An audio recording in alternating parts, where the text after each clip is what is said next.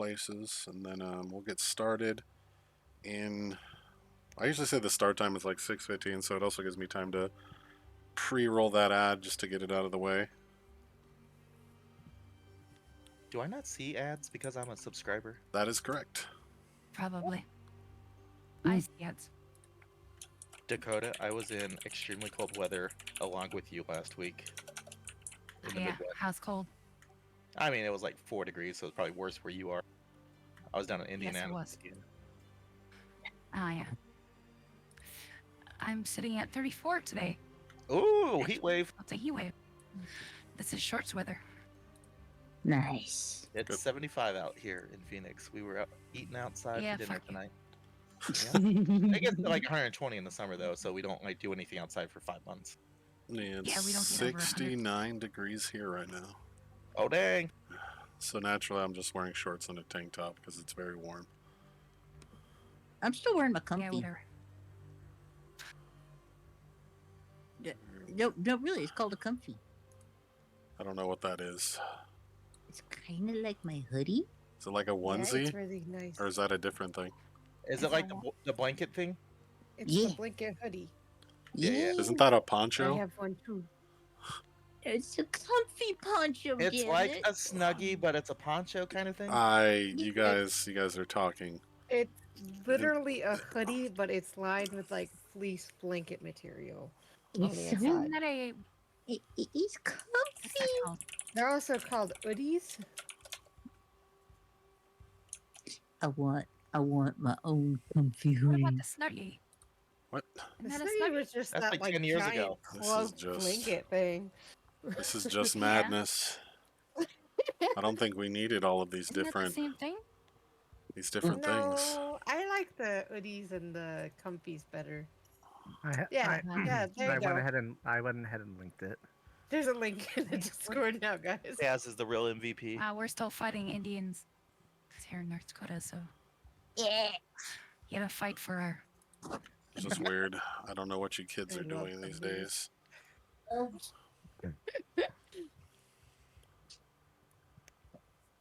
You don't need 9 million different classifications for the same damn thing. It's a jacket. It's No, It's a no, jacket. no. Jackets That's come in something we can different argue with. thicknesses. You No, no, cannot no. wear that. It's No, a jacket. no. now. Sweater or a Sorry. jacket. That's If pretty you much said hoodie, I would agreed with you. But That's a sweater. A sweater is a hoodie. oh my god, It's just one with No, what sweater a does not have hood. a hood? No. sweater doesn't normally have a Oh hood. my Exactly. If you go on Yeah. Amazon right now and look up men's hooded sweater, it'll bring up a hoodie, and it's called a hooded sweater, or anywhere It's for a that hooded matter. sweater. No, but So see, you're saying it's a still hooded the lantern same. is a hoodie? Exactly. why not Hoodie call is it a- By hoodie? you guys' crazy definitions of insanity. Why not call it a swooty? It's a sweater with a hood, Woody? A or a swooty. jacket with a hood. Don't let that be a theme. So Guys are crazy. please. Actually, I don't even care either way. I'm just arguing for the sake of arguing. Of course you are. That's what I do. Oh, you're one of those. No, anyone who knows me knows I'm 100% that, yes. Yeah. Oh yes. I don't have to believe in what I'm arguing. I just need someone to argue it with.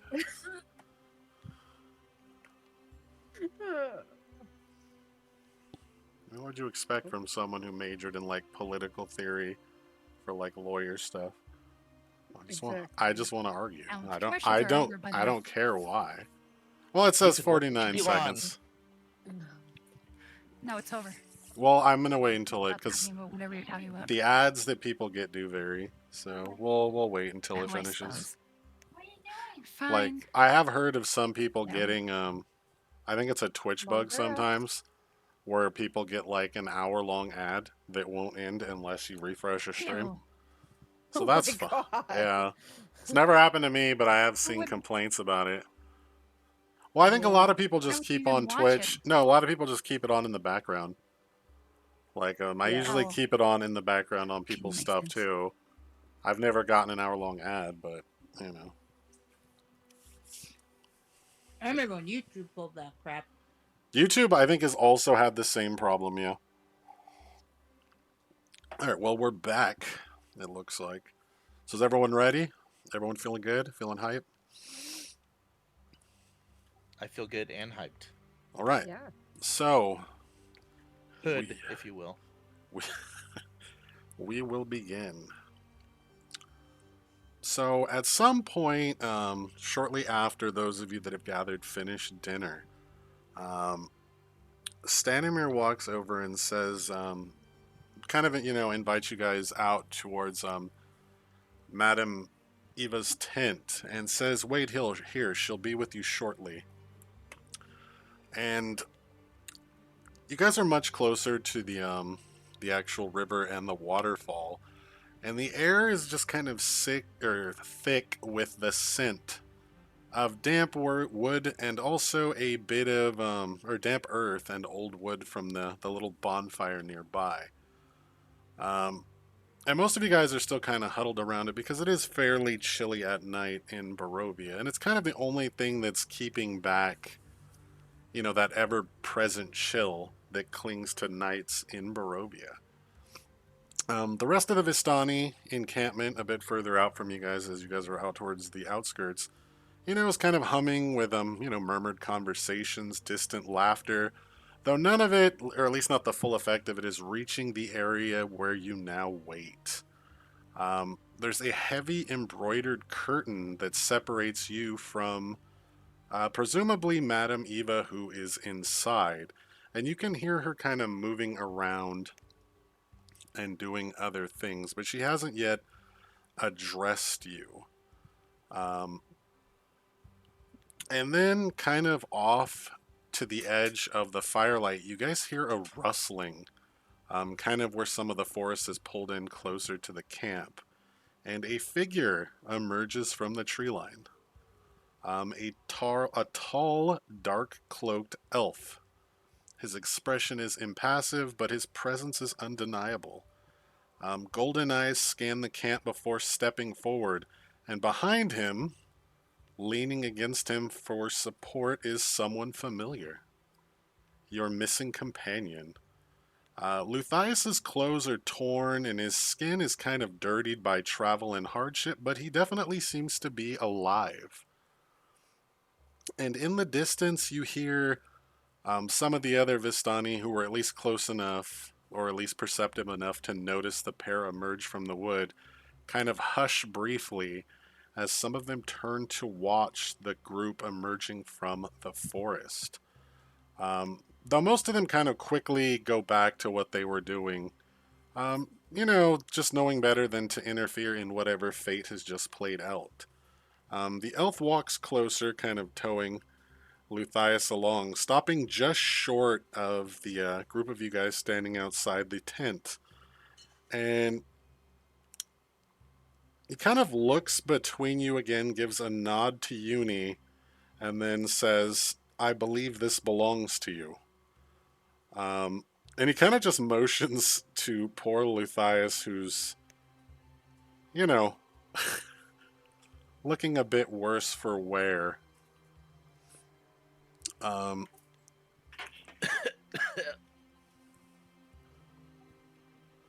yeah, It's been a rough evening.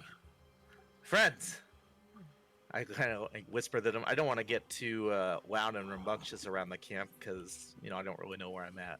But I want my companions to see me, and I'm happy to see them. Like, I don't know where they've been, what's been going on. Yep. Are we drunk? Are we? No. all The drunk? if you Not read before that. if you read the yeah, that happens at the end of the night. Everything that happened in the RP. That's as the evening winds down. It's just that the session was going to push past that, so I posted the channel early. But before you guys have any real time to ask the elven gentleman any questions, or even really dig too deeply into what happened to Luthias or where he was found, you hear a voice call out from the other side of the curtain. It kind of sounds a bit ancient and all-knowing, and like it's been expecting you, and you just hear, come, let us see what the cards have to say. What do you do? Great, more cards. Lubias! Welcome! Donovan looks over to Tristan. I was like, master or mother? Ooh, me? No, neither. Mm. Acquaintance. Yeah, a shared habit. Yeah, it's pretty common amongst Vistani. Taroka cards, jewelry crafting, um, woodworking, things of that nature. Donovan kind of scans over the camp to see if anyone else is actually messing with any Taroka cards, but shrugs and will approach the the the voice. Yep. So yeah, as you guys enter the tent, and I'm assuming you guys are, there are a number of kind of magic red flames that are kind of positioned around the room and kind of free floating in place. That's giving a kind of flickering reddish glow over the interior of this tent. There's various knickknacks, pillows, and other things scattered around, but your eyes are immediately drawn to this low table that is covered in a black velvet cloth. Currently on the table and the cloth is a crystal ball. And you finally catch sight of the woman who is now sitting at the table and peering kind of curiously into the swirling mist fog inside of this crystal ball. And she doesn't bother to look up to you, but her voice is kind of soft, soothing, even a bit reassuring. She says, "Ah, at last you've arrived." Let me move you guys over here real quick. Actually, I can just move you guys straight to the side. I want us to do that. Give me 1 second here.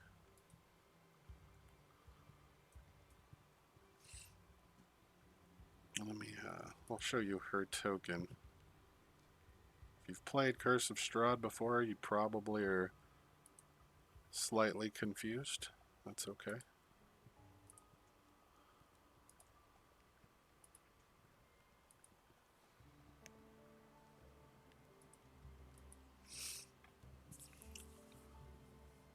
And she kind of motions to the other chairs that are around this table. Um, Um, she's supposed to be ancient? in normal Curse of Strahd, she is an old lady, yes. Oh, okay. You But- got the wrong picture up then. What? Never mind. No, Continue. that was the right picture. That's her. She's definitely not ancient. Yeah. She's Oh, but the voice was? Say again, Dakota? The voice was ancient? It definitely sounded that way. Okay. And in her hands, she has a kind of gold filigreed set of Taroka cards that she is basically kind of shuffling and cutting and restacking. And she kind of just watches you guys for a moment while she does this. Eventually, she counts off 14 cards from the top of the deck and kind of sets them off to the side. And she kind of takes like a closer look at each of you, one after another, starting with you, Dakota. And she never asks for your name, but she addresses you by it, kind of looking at you, and she says, "Ah, Dakota. Still searching for your mentor, I take it. We both know he's gone, child." Dakota would glare at her. How are you so sure? She just kind of sighs and turns her gaze to the next person, being Donovan. She actually looks at you for much longer before she says anything, Donovan, but she'll eventually address you by name as well. Kind kind of addressing, your little problem with your faith and whatnot. And kind of probably just ending on a note of, the voices you think you're hearing might not be the one you think. Donovan just kind of gives her a look and is like, I don't suppose you're going to tell me what they are then. She simply shrugs. She says, that's not for me to know.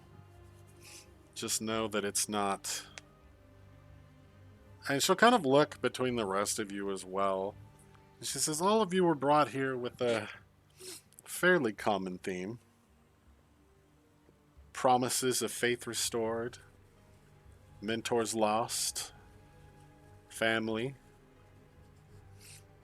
And she kind of stops to stare at Uni for a moment and then just kind of sighs and shakes her head. Not really elaborating any further. Do I have something on my face? She turns to Donovan. Donovan looks at her and is like, no, not really. How rude. So I kind of look between all of you again. She says, well then, let's begin. I'm curious to see what fate the cards have dealt out. And she takes the deck that she shuffled a few times, as well as the 14 cards, and she closes her eyes and puts her right hand over the top of the larger deck. Those crimson orbs that are kind of floating around her room begin to dim and kind of swirl slightly in place. As you can see, her lips move, but she isn't necessarily making any sound. There's kind of this feeling of growing tension spreading through the air, and it's kind of eerily quiet. The only thing you're really hearing are kind of the sounds of the rustling trees and the rippling pool outside just beyond the tent's walls. But even that kind of begins to fade. Most likely through magical means or the like. But eventually you find yourself in this room in basically complete silence. All sound from outside the tent seems to have been muted.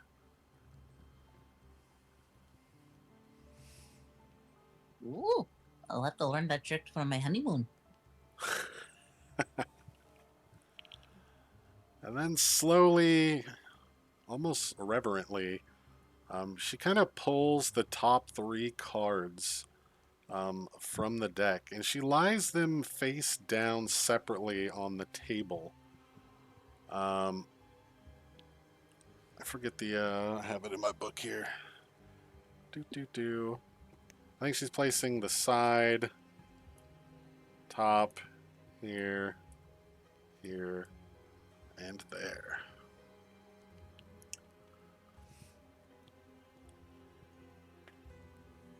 And she's not like necessarily in a hurry as she does this. But eventually she kind of sits up a bit straighter in her chair, kind of leaning towards the cards and closer to you all seated around this table. And the entire room, the little crimson orbs kind of like flicker out slightly, but they're still there and you can still see them kind of emitting a bit of light. But it gets strangely, or maybe not strangely, but quite dark in here. The only illumination still being provided by the pair of candles on the table that are dimly illuminating these cards that she's laid out. And she will move her hand first to this card. And she'll look at you, Donovan, and motion for you to flip the card over. Donovan will flip the card over. All right. You flip the card over. And she kind of looks at it. And here, let me make the little picture bigger for you guys, too. Actually, I have a handout for it. What are we working with? That one? All right.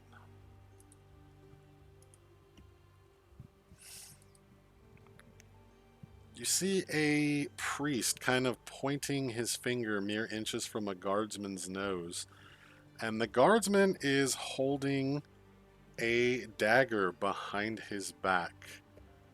And she will announce the Nine of Glyphs, the traitor. And her eyes kind of shift from side to side as if she's kind of reading some unseen text on the table or on the card. And she says, I see the ancient foe of an old and noble house. This lost soul will lead you to him and your fate.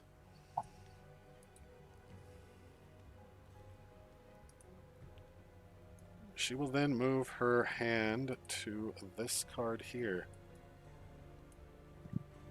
And will motion to you, Kardama, to flip it over. Cardama flips the card over, listening intently.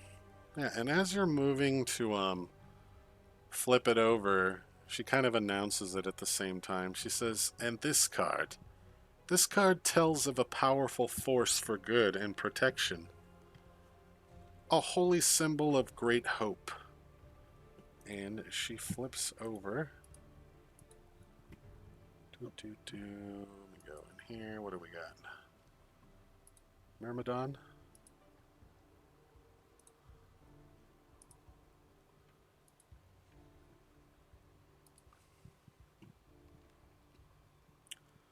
So this one is a armored warrior kind of clutching a cracked iron sword and a leather-bound wooden shield with his face obscured by this kind of heavy bucket helm.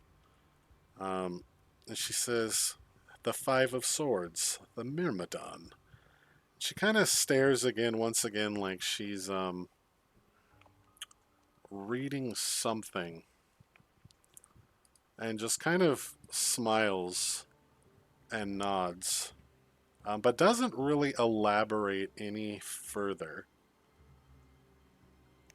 But will then point to the card over here and motion to you, Dakota.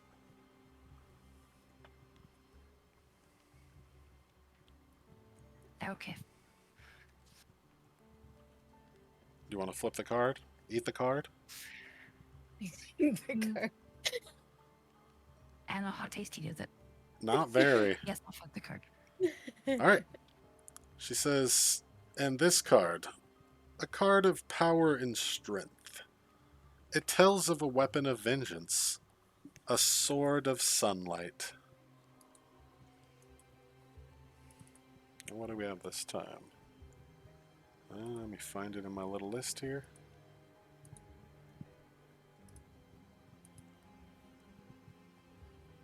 The Bishop. One hand clutching a chain of a bronze censer that billows with a burning smoke. And she says, the Eight of Glyphs, the Bishop. What you seek lies in a prison of darkness, beyond a set of amber doors. And her eyes kind of narrow at the card, before glancing up to you. And she says, this weapon is long hidden. The house of a fallen dragon can lead you there.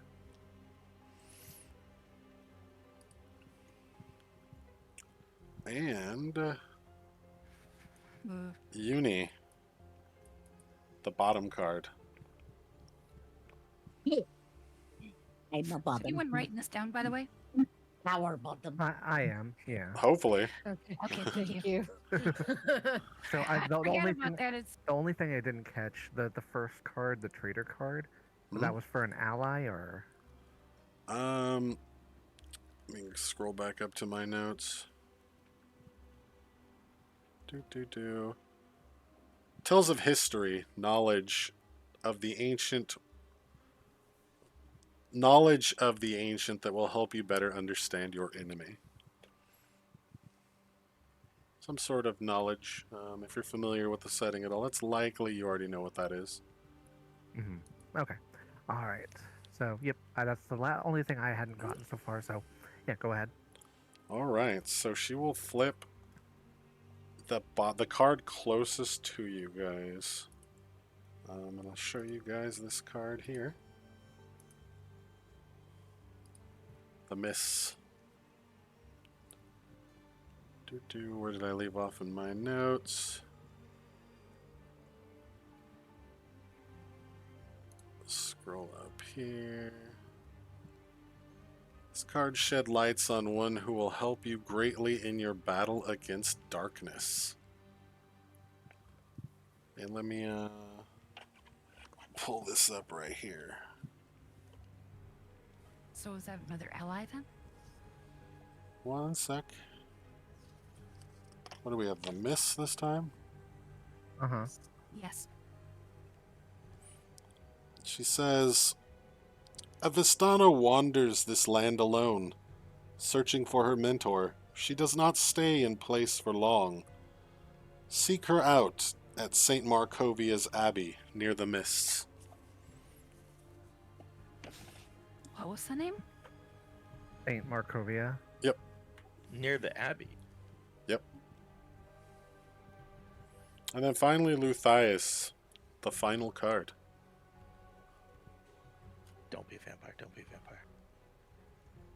And she kind of, as you go to reach for the card, she actually kind of recoils slightly in her own chair.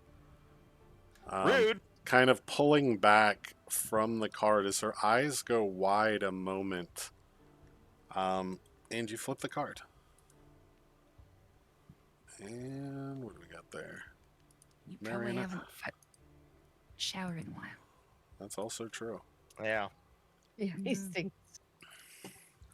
I am all muddy and dirty from wherever I've been. She Yeah. says, Your enemy is a creature of darkness, whose powers are beyond mortality.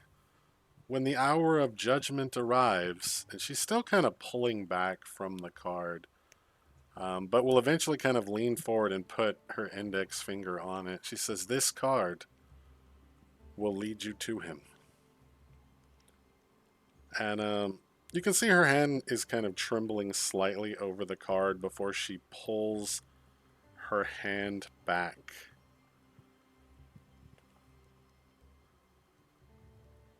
And then she'll eventually kind of lean back in her chair and kind of is just glancing between you. Let me read this one real quick too.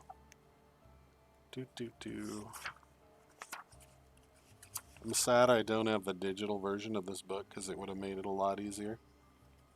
But I have the actual book, which means I have to flip pages. And she says, What's "Oh, the book called? Curse of Strahd." Oh, She says, "I see a man made by man, ageless and alone. He haunts the tower of the castle.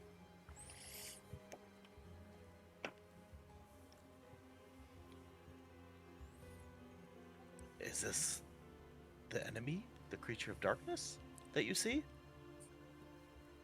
She just shakes her head.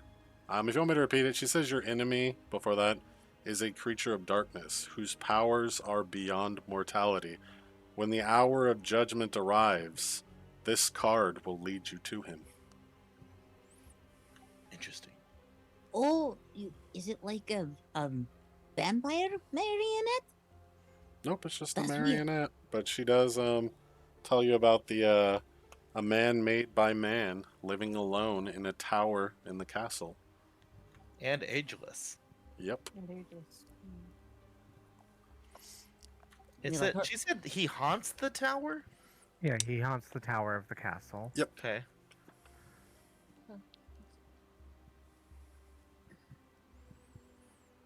And as she kind of says her last little piece about the man, she kind of freezes in place for a moment, and you watch as her eyes roll up into her head until their whites kind of gleam like these pearls in the darkness. And then she kind of snaps back down into her chair. And even the candles on the table kind of turn to give off a very unsettling crimson glow. But eventually, and it only takes maybe a second or two, but everything kind of comes rushing back all at once. All of the sounds from outside, the crimson orbs kind of reigniting back to their full luminosity, and the candles slowly shading back to their normal hues. And she kind of sits there, looking a little worn out potentially, or like she's still trying to gather her thoughts. And she's just kind of watching you all for the moment. Donovan's just kind of looking over everything and kind of just staring at the Myrmidon card because that's one of the few things they did not get any elaboration on. Correct.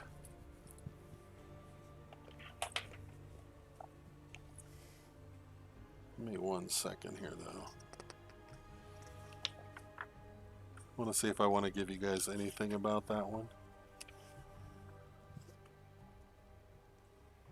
But we may let that one ride. That may be the funnest way. Which card was that? That was card number 3? Yes, that was, well, actually, was that? Well, no, No, it's 2. It's 2, Yeah, it yeah. was 2. Our dogma flipped. Yep. Yeah, the force, so we have, knowledge of ancient, to help fight enemy was the traitor, the force of good was the Myrmidon, weapon of vengeance was the bishop, shadow's light on ally was the miss, and leads you to enemy was the marionette. Get notes. I mean, it's good to have. So, do.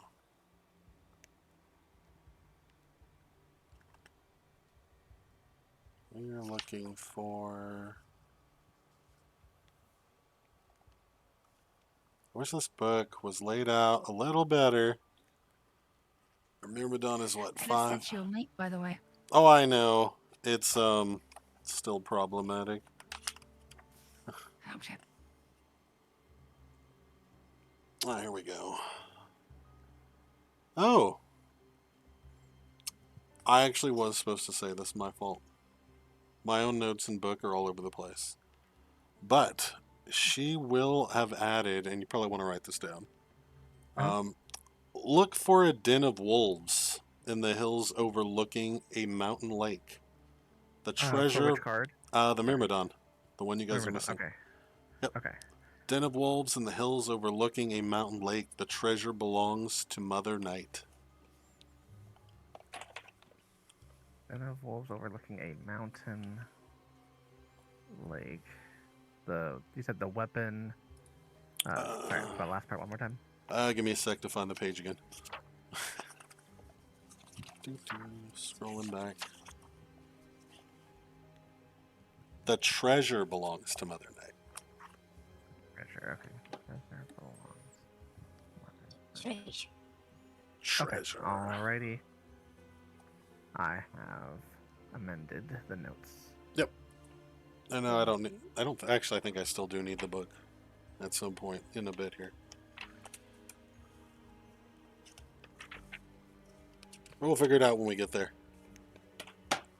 All right. So yeah,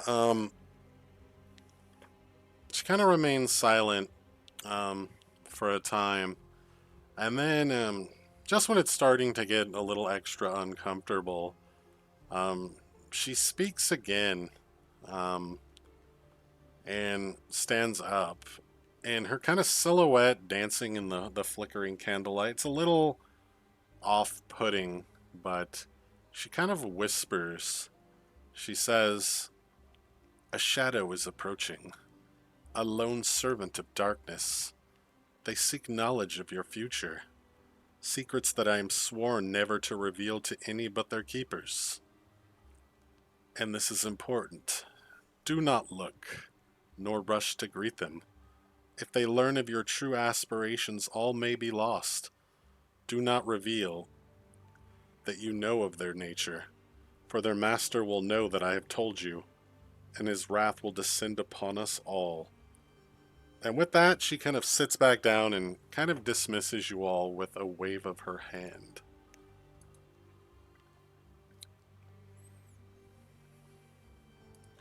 Donovan will nod and just move to just get up from his seat and move to leave.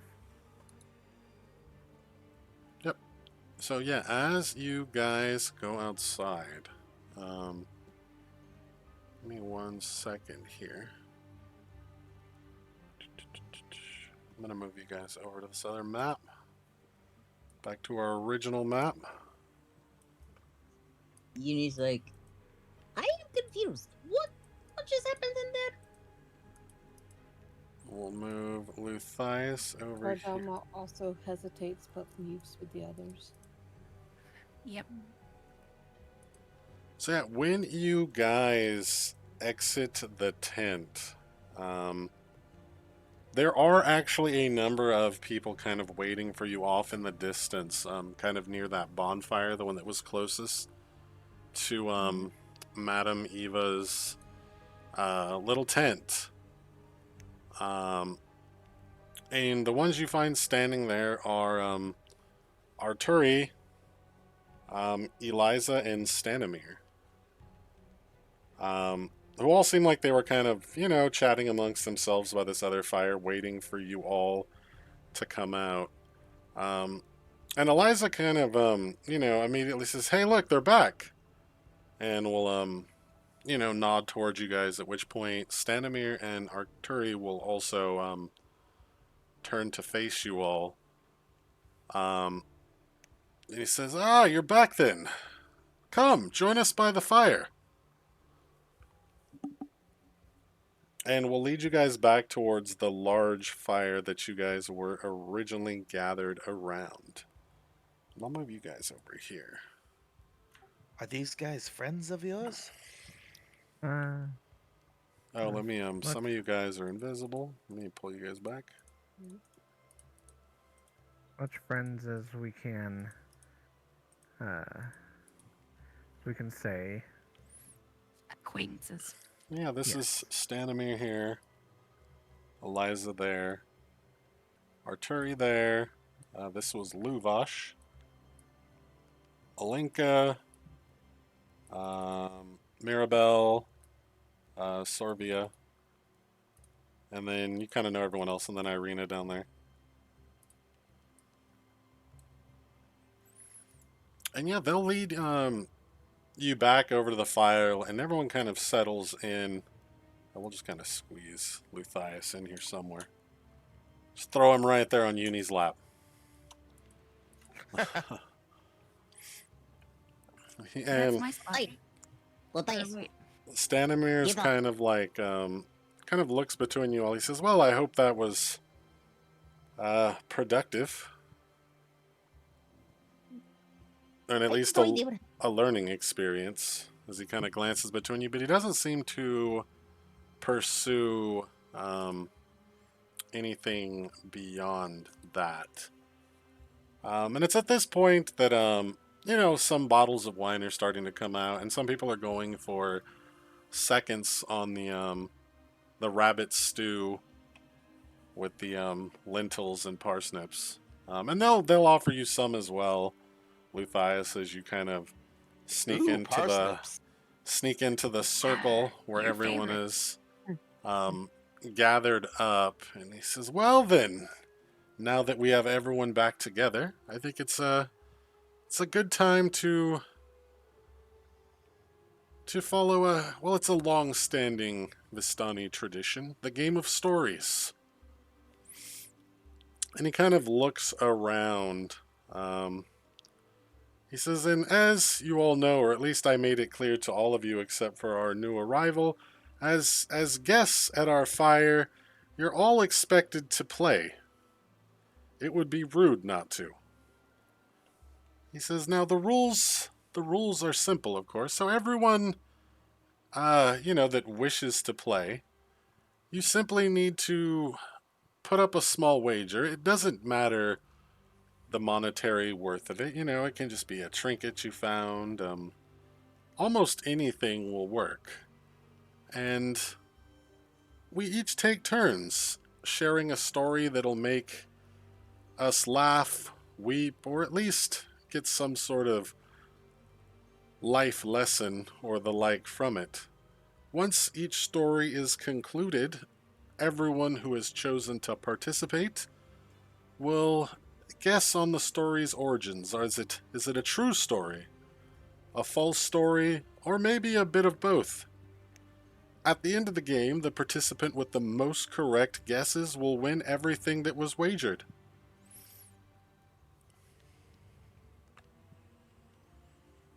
And he will reach into his pack that he kind of has sitting next to this crate he's sitting on, and he pulls out a worn looking deck of Taroka cards that still look like at one point they were a pretty fancy deck. And he'll say, these were my late wife's cards. I don't have the gift myself, but they've sat unused and dusty in my wagon for long enough. And he says, besides, I think she'd like it if they were out in the world again.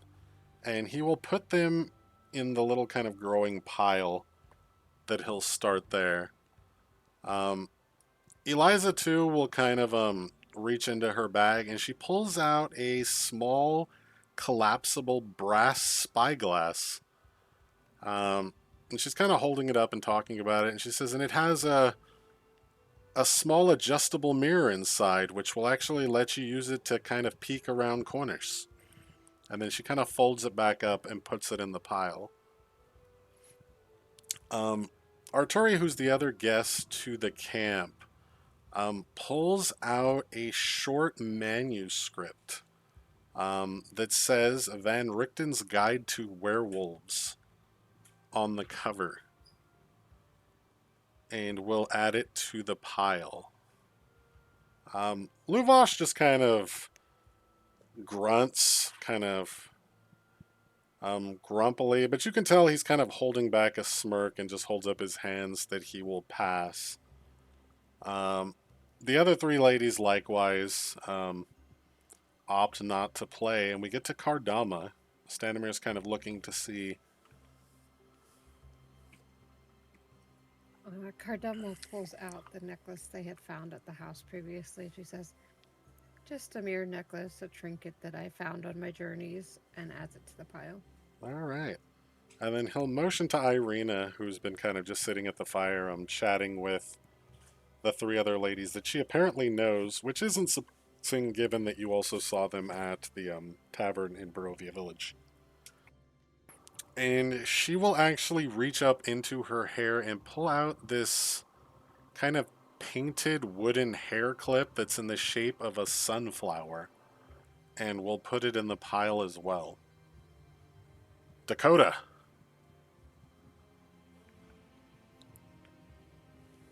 Damn. She takes the hat off her head and adds it to the pile. Dang. Dang, fancy. Tristan will actually pull a silver ring off of his index finger and put it in the pile. Donovan. Donovan will pull out a kind of a wooden figurine, kind of in the shape of a warrior. It looks kind of worn, but also very well cared for. And sent to the pile. All right, Uni. Uni will go ahead and actually put in a nail. Like a fingernail or a nail? So she will actually just put in a nail, which has absolute significant meaning to her. Okay, but is it what kind of, like... Like a hand, Fingernail or Oh, okay, like a fingernail. no, I mean, she's thought about that, but to be honest, like she will not give up. So she doesn't have anything really on her person of like extreme value, but she does have a nail, like a hammered nail kind of thing Oh, okay, Like okay, wall okay. mail. Okay. that Got actually it. does have significance Got to it. her. Yeah, She's that's carrying it around. that is 100% fine. And he'll look to you, Luthias.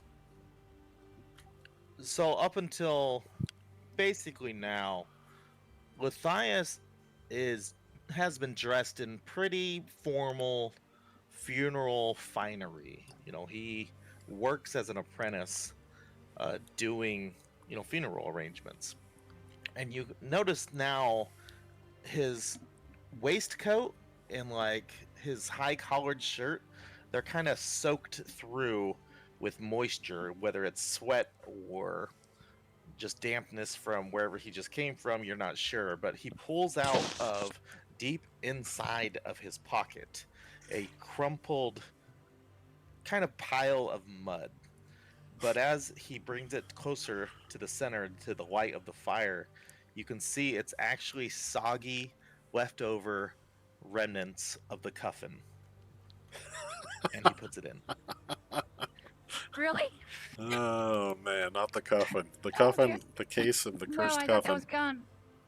It's never gone. It's never He just gone. kind of shrugs at Why you. did It's you like, even think sorry. that? Why? And Stanimir kind of raises a brow at that, and it kind of sees the state you're in, and he says, "Very well then, all have put forth their wager.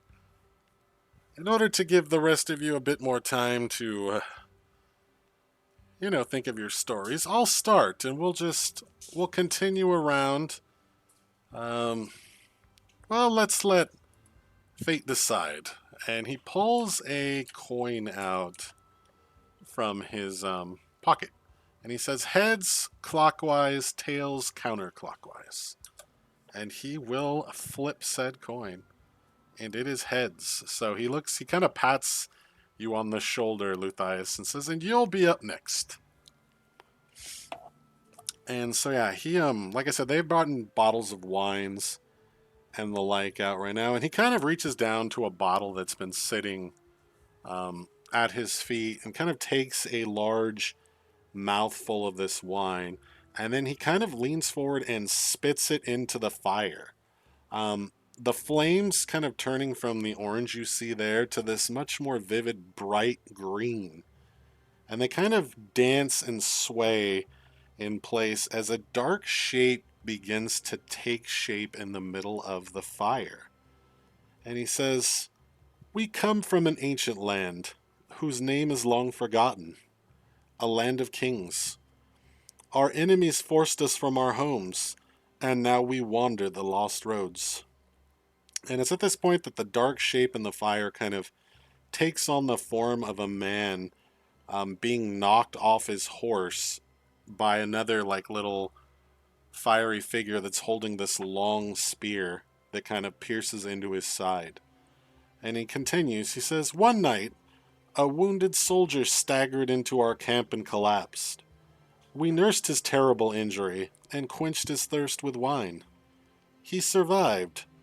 When we asked him who he was, he wouldn't say.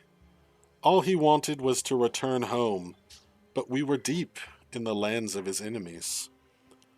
We took him as one of our own and followed him back to his homeland. His enemies hunted him. They said he was a prince, yet we didn't give him up, even when their assassins fell upon us like wolves." And kind of the bonfire flares up again, and you see this dark figure, kind of with swords drawn, fighting off a host of other kind of shadowy, fiery figures in the central bonfire there. He says, "This man of royal blood fought to protect us, as we protected him.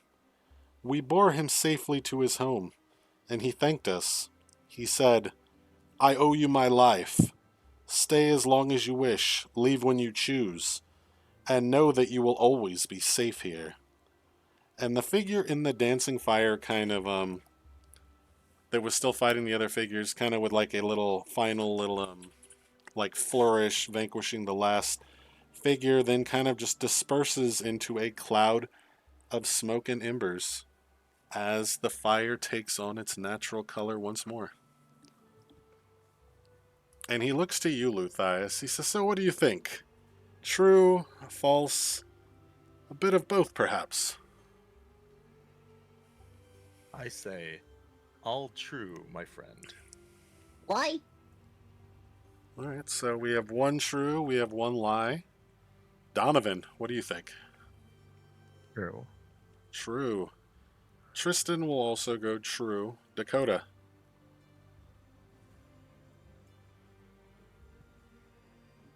I'm gonna say lie. All right, lie. Irina will go with. I have it written down here. She goes with lie as well. Kardama. True. All right, those three aren't playing. Luvosh is just kind of still smirking. Arturi and Eliza both kind of look at each other, nod, and both say half true. And Standemir says, and he kind of, with dramatic effect, and the kind of flames flare up again briefly, says the story's true. It's long been passed down through our family.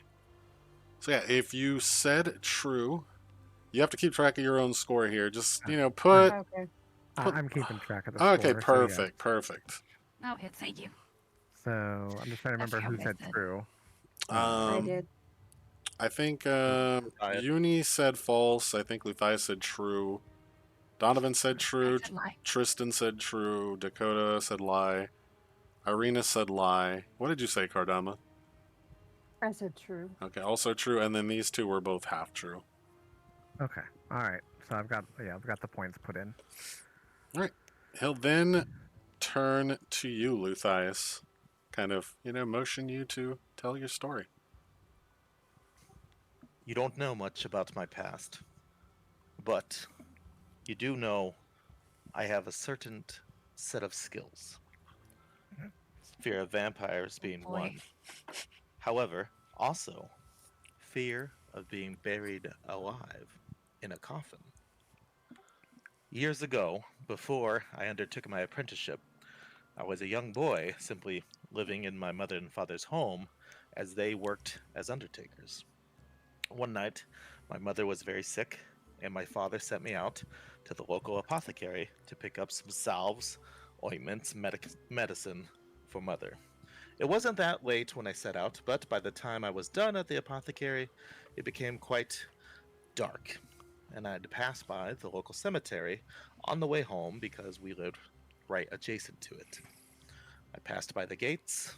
The wind picked up as I passed by, and I heard this sudden banging sound behind me. And I turned and I saw a large wooden coffin standing upright and moving towards me. Bang, bang, bang. Just starts kind of hobbling after me. So, as a young lad, I of course began to bolt away, getting closer and closer to home, but it picked up speed. Bang, bang, bang, faster and faster. This coffin just supernaturally starts to chase me to my home. I pick up a rock, throw it at the coffin, just bounces off the coffin. Bang, bang, bang, coffin chasing me faster and faster. I pick up a branch, throw it at the coffin. The branch just splinters into 1,000 pieces, the coffin coming closer and closer. Cloppity clop, cloppity clop, cloppity clop. I'm running as fast as possible. I bolt through my front door. I yell for father. I yell for mother. I get up into the master bedroom where my mother is. My father nowhere to be found. I can hear coming up the stairs the coffin. Bang, bang, bang, right up the stairs, one at a time. I close the master bedroom door. I bolt the master bedroom door, locking it. It doesn't matter. The coffin breaks through the door, splinters it. My mother and I, scared out of our wits, don't know what to do. The coffin's bearing down upon me. I can see that the door of the coffin is beginning to open. Not knowing anything else to do, I reach into the bag I brought home with me just to throw things at it. I grab a salve of cough syrup, throwing it at the coffin, and the coffin stops.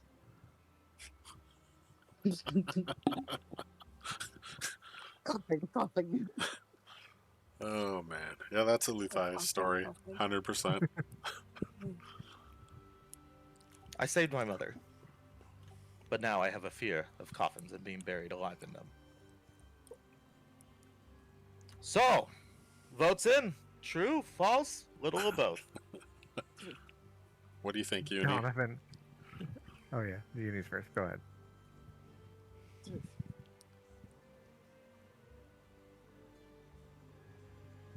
Uni. Half truth. All right, one half truth. Donovan. Half true. Tristan is still trying to wrap his head around. He's gonna go with false. Dakota. Half true. Irina will go with false. Kardama. False. Arturi will kind of think about it for a moment and say true. Eliza also goes half true. And Stanimir will agree with her and go half true as well. Unfortunately, it is more false than anything. It was simply a nightmare I had. So I'll say it is false, my friend. It is half truth because you actually had a nightmare. So, it is even to you. And that's fair logic, I'd say. I'll leave that up Good to point. Good point. I'll leave that up to our MC.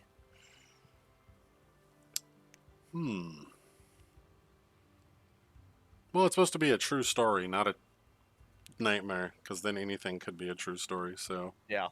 yeah. So Okay, it's so who said definitely false? false. Yeah. Who said false? I did. Kardama. Kardama. Irina also said false. Dakota, I think, said half. Half, yes. And Tristan said true. Donovan, what'd you say? I said half true. Okay. What did Uni say? Half truth. Half true. Okay. I But think the pun at the end gives us all 1 hero point. I think the only other person besides Kardama who said true was Arturi. Okay. There were a lot of people that went half true, and then Tristan and I went like full false. Oh, Tristan went false. Yeah, he went full Oh, false. yeah. Okay. Oh no, he went true. Sorry, other way around. Okay. Other way around. Yeah. So Arturi went false. Arturi said it was true. Actually, I had them Okay. mixed up. Yeah, Okay. Tristan said false. Or Yeah, true. Tristan said false, and he said yeah. So Arturi got it right. Tristan got it wrong. Okay. All right. All right, Uni, Alrighty. do you have a story for us? Are you feeling well enough to tell us one? That's gonna hurt my tummy, I'm not gonna lie. Okay. Alright. So. Now, I don't remember much when I was younger, but I do remember this. I remember that I came from a loving home and stuff like that. It was nice. It was good.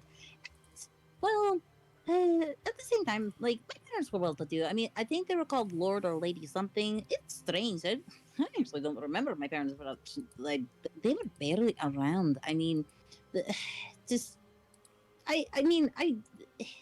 It didn't help that actually they sent me away when I was really young. They said something about like deals and devils or something about that. I don't know what that has to do with me, but I remember that they sent me away to school. School with children. And it was beautiful there. I mean, what people say is beautiful, but I could not stand it. It was absolutely sunshiny. It had flowers all over the place. It had children laughing all over the time, and I couldn't stand it. I just wanted to be alone with my bugs. I just wanted to be alone with my cadavers. I mean, like, you know, animal cadavers. But that's not the point. The point is that I had a very good time by myself, and I thought one day that I had a friend with a child, and his name was Bruce. Bruce was a bully. Maybe kind of attracted to him. But he started to bully me. And in the worst ways possible. I love pain. I love giving pain. But he was so creative in how he gave that pain to me. He made me see things, experience things.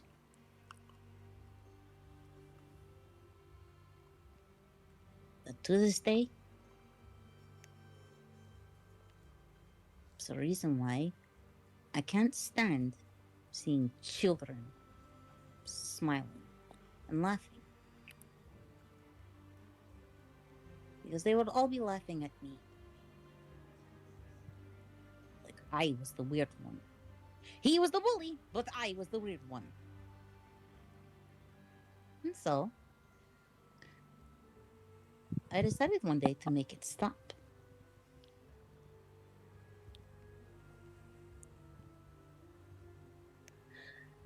And all it took was just a little ingenuity. She reaches over and grabs the nail that she puts in the pile.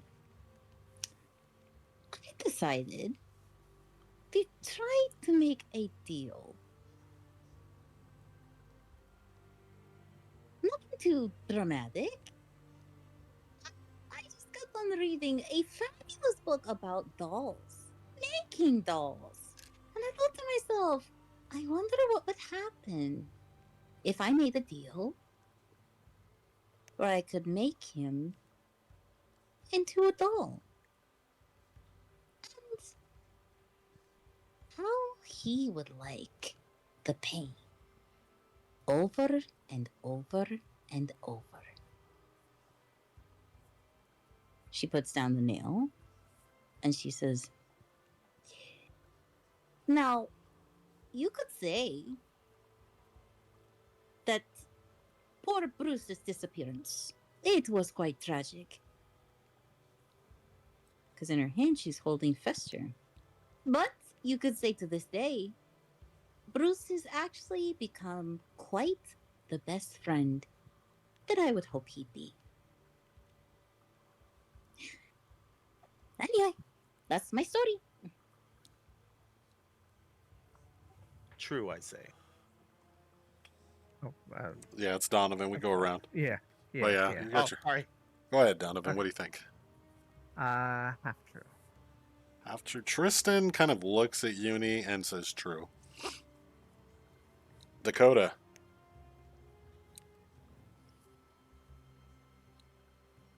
I'm gonna go with false. Okay. Irina will go with half true as well. Kardama. Ardama goes with true. Turi kind of peers at Uni for a moment. Can't see. He seems like he's kind of trying to make up his mind, and will eventually go with true. Eliza will go with half true, and Stanimir will go with false. And I'm sorry, what was Luthius? True. True. Okay. So, what was the story, Uni?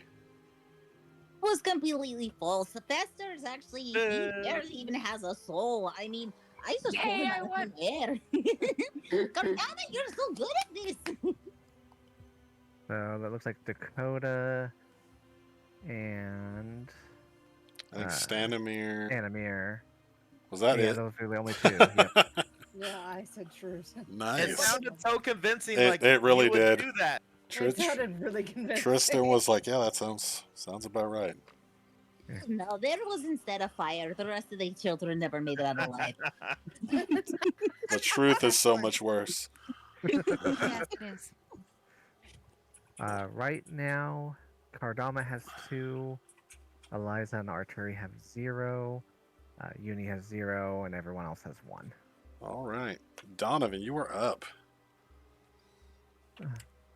Donovan will kind of look into the flames as he starts speaking. It's like, There once was a proud, noble lord, a warrior without compare.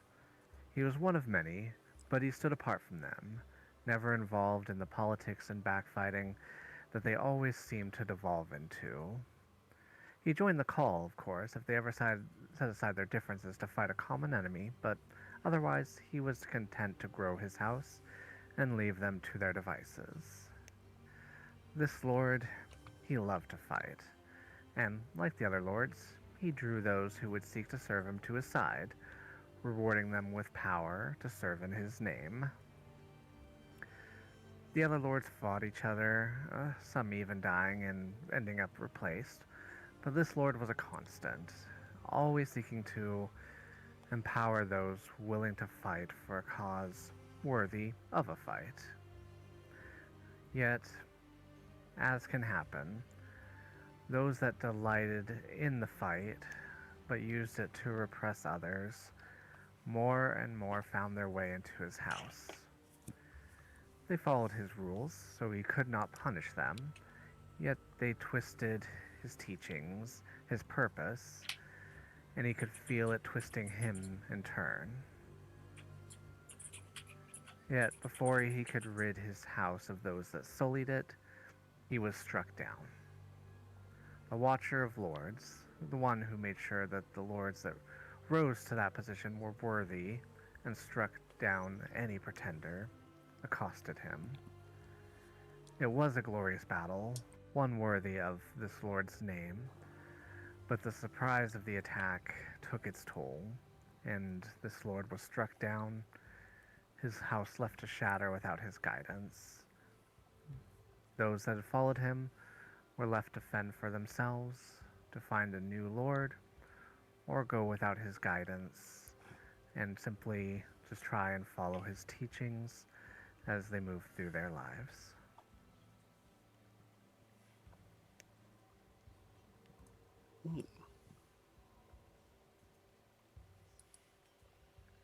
Alright, so Tristan starts first. Tristan kind of ponders it and then looks at Donovan and will say half true. Dakota.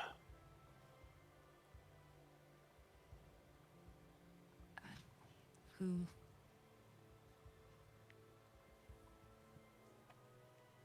Who your foreskin? All right. Irina will likewise go false. Kardama. That's true. All right. Kardama says true. Oh. True or half true? Half true. Oh, okay, half true. Arturi will go half true. Eliza will go false. And Stanimir seems to take a bit longer and will eventually land on true. And Matthias, he's really not sure, so he will pull out from his pocket a shiny brass coin and flip it. All right. And he'll say true. All right, another for true. What do you think, Uni? True. All right, the votes are in. Mm-hmm. And that was completely true. So Uni, Matthias, and Stanimir get points. All right. The lucky coin. Even though technically first time ever winning with it. there was three options and you were only covering two, but close enough.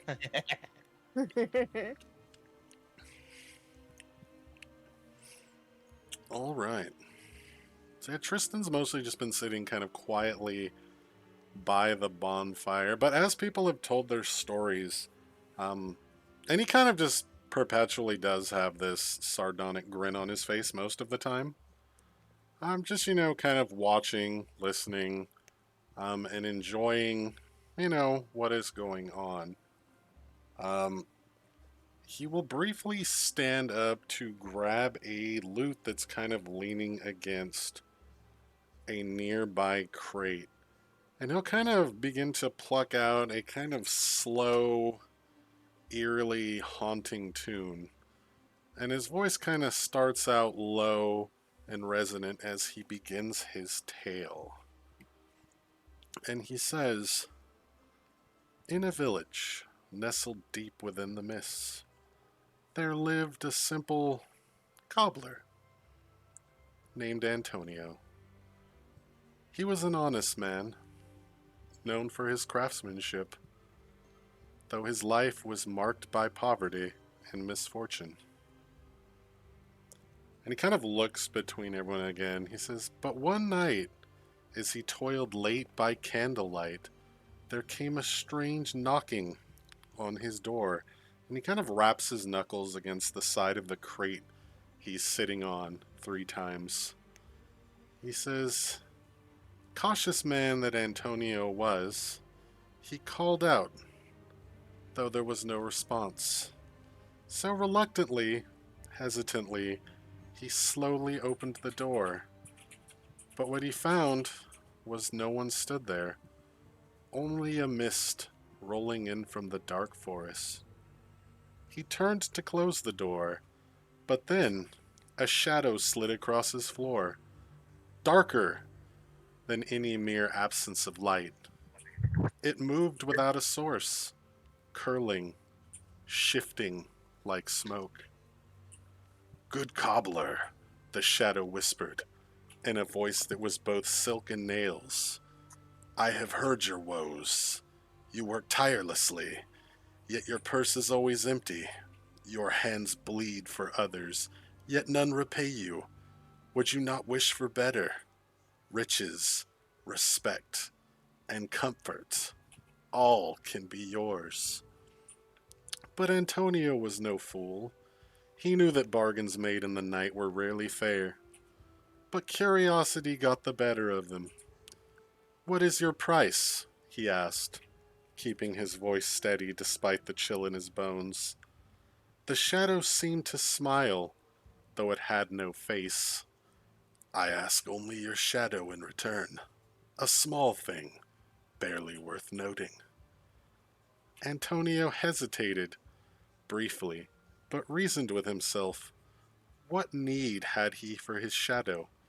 It was but a dark outline that followed him and did him no good. And so, with trembling hands, he agreed. The shadow reached out, cold and formless, and peeled it away from him.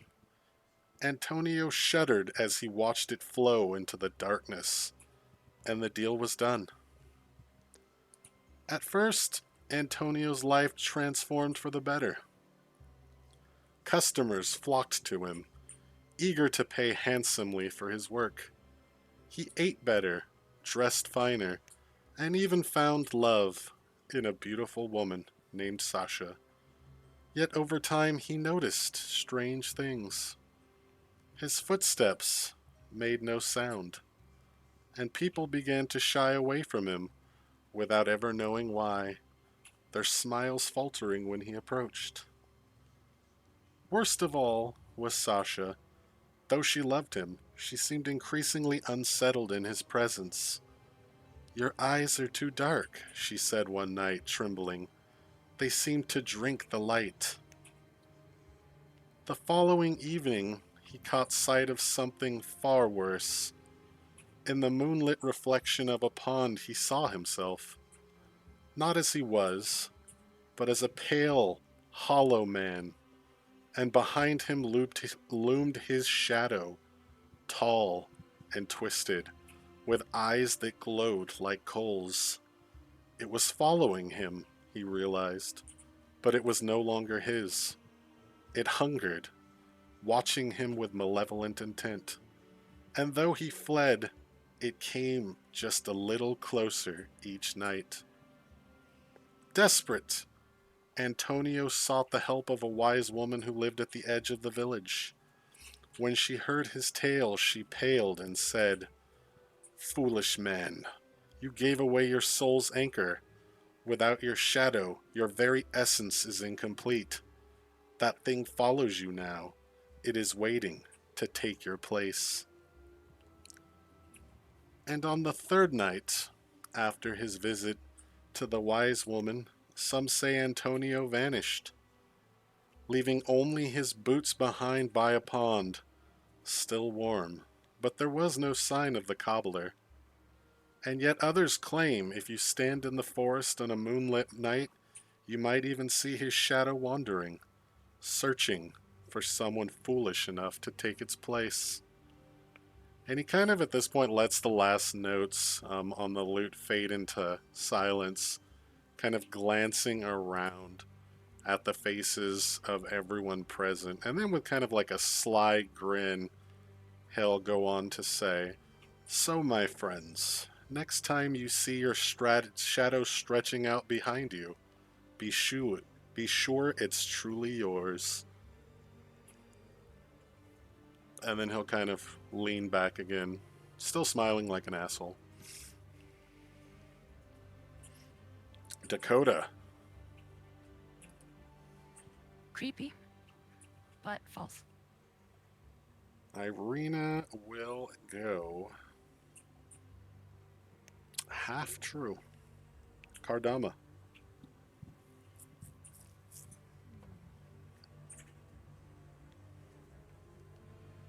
Half true. That brings us around to Arturi. Arturi will go true.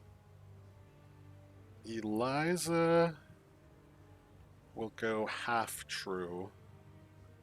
And Stanimir kind of has a brow raised very high on his face, and will go with false.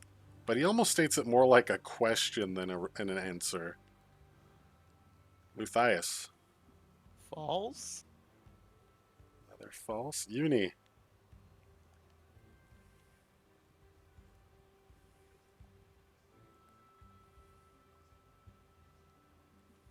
False. And Donovan. Half true. He'll kind of lean back and he says the story is half true. Okay. That means Irina got a point. Sorry, I'm gonna go through. Okay, so Irina got a point. Kardama got a point. That was half true. Arturi did not. Eliza did. Eliza finally getting on the board. Hell yeah. And then Donovan. Okay. All right, Dakota.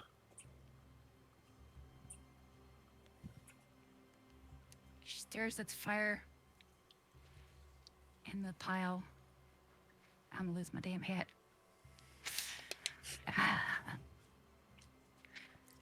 Sat back with her gun in her hand and she started her story. My old mentor and I, his name was Gideon, if I never said, were traveling.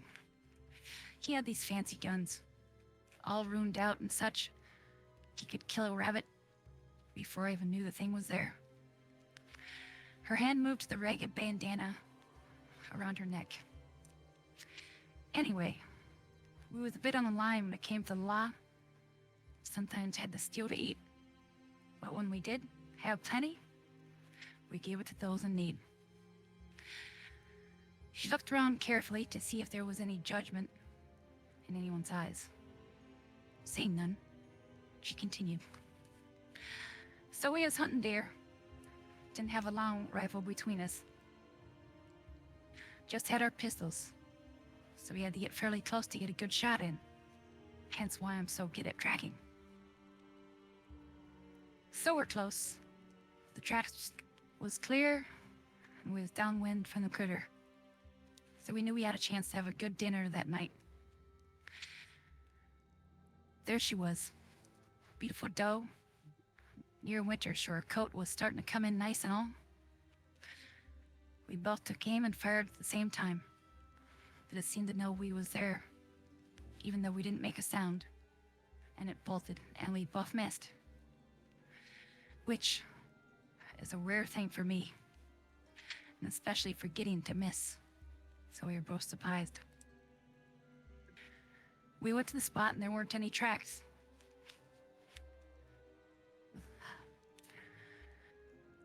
She leaned in closer to the fire, letting the flames flicker shadows across her face. Her voice dropped just a little, just enough to make the listeners instinctively lean in. There weren't any tracks, she repeated, her fingers absently twisting the ragged bandana at her throat. Now I know what you're thinking. Maybe we misjudged where she stood. Maybe the wind had shifted the dirt. But Gideon, he was a tracker better than mine. And he swore up and down that there should have been tracks, but there weren't. Not one, just still earth, like nothing had ever stood there at all. She took a slow breath, her fingers tapping inside of her gun. Now most folks would take that as a sign to let it be. But Gideon, he weren't most folks. And me, I was young, thought I was invincible. So we said we'd track that ghost here all night. If we had to. I didn't argue. I just followed. We kept walking. Eyes peeled for any sign. The trees got thicker, darker. The air got real still, like the whole world was holding its breath. Then up ahead, we saw her again. That same doe standing in the clearing, staring right at us. But something was off this time. Her eyes weren't right. Too big, too dark, too knowing. She didn't spook when we raised our guns, just stood there. Gideon fired first. I fired right after. But I swore on my own grave, the bullets didn't touch her. They just went right through, like she weren't really there. And that's when I felt it. Cold like death itself was breathing down my neck, like the whole world had just turned its back on us. Then came the sound, a laugh. Not a human laugh, not even an animal sound. It was deep, rattling, full of hunger, and it came from inside the doe. Gideon grabbed my arm so tight, I thought he'd break it. We ain't supposed to be here, he said. His voice, it was the first time I ever heard fear in it. Don't run. Don't turn your back. Just walk. And that's what we did. Step by step, we backed out of that clearing. That thing watching us the whole way. We didn't stop till the trees opened up and the wind started blowing again. Gideon never talked about it after that. Never let me ask questions. But that night he handed me this. She tugged at the bandana around her neck. Told me to always wear it. Said it was blessed. Said it'll keep him from following us. And never, not once, forget to put it on. Now I ain't telling you this to scare you. Oh, or well, maybe I am. But more than that, I'm telling you because there's things out there. Things older than law and order. Older than man. And if you ain't careful, you'll wander right into their territory. And the worst thing you can do is take a bullet that's gonna save you.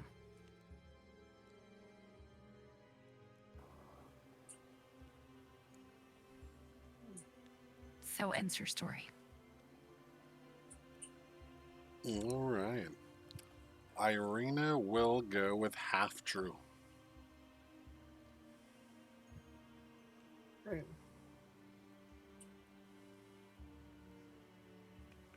Did you say you were going with true, Cardama? Yes, true. Okay. Arturi will go with true as well. Eliza, having gotten her first point with half true, is going to continue that strategy. Stanimir will go with true. What do you think, Luthias? Matthias will say half true. Another half true. Uni. True. Donovan. True. And Tristan will go with half true as well. And then everyone will turn to stare at you, Dakota. Half true. I was like, he shocks everyone, says false. Okay, one moment. So Irina got a point.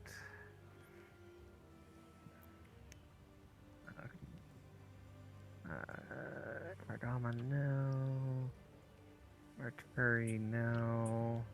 Eliza got a point. Just doing some fist pumping. Her strategy's paying off. Danimir did not.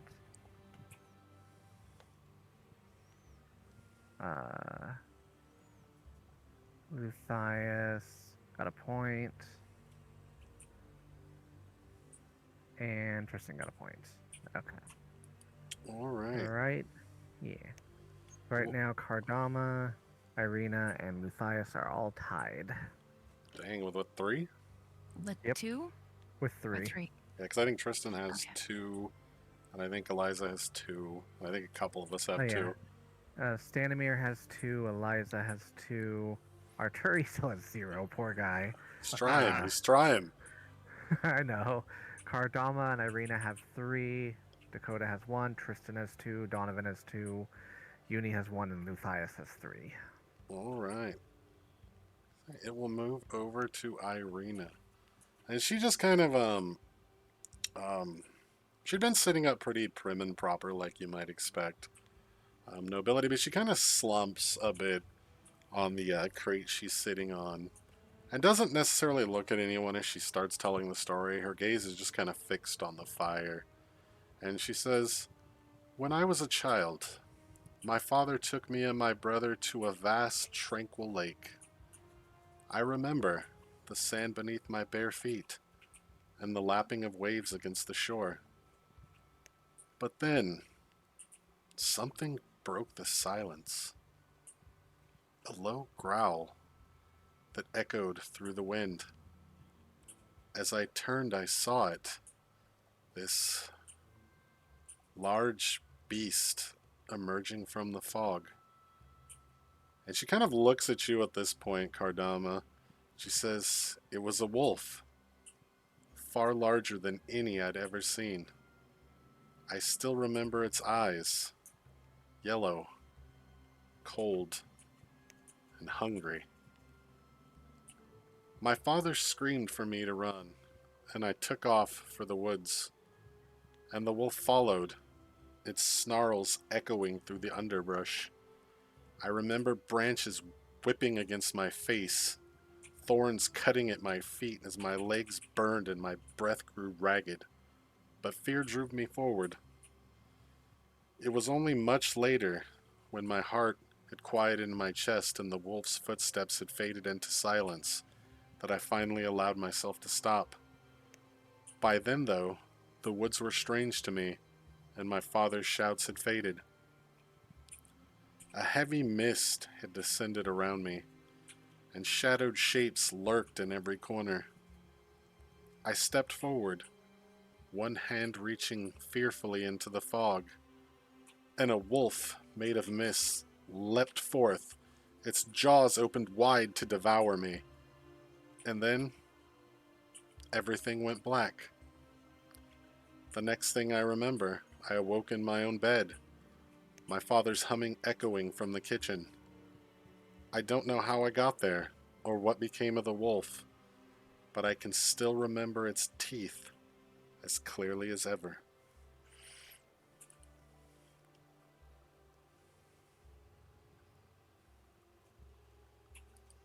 Cardama.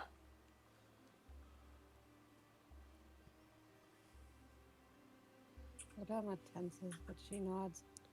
True. All right, Arturi. will vote true. Eliza and Stanimir will both vote false. Luthias. I'll go false just to go different from Kardama to see so we don't tie. All right. Uni. False. All right. Donovan.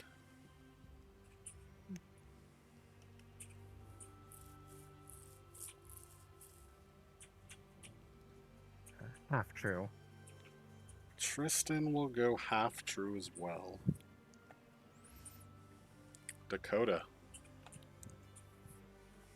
I'll go true. All right. And Irina will kind of eventually kind of just lets out a bit of a giggle and a smile. She says, "Oh, it was another dream story. But weirdly enough, it's actually one I've been having since I was a child. Not all the time, but every so often, the same dream. I'd actually never seen a dire wolf until earlier today.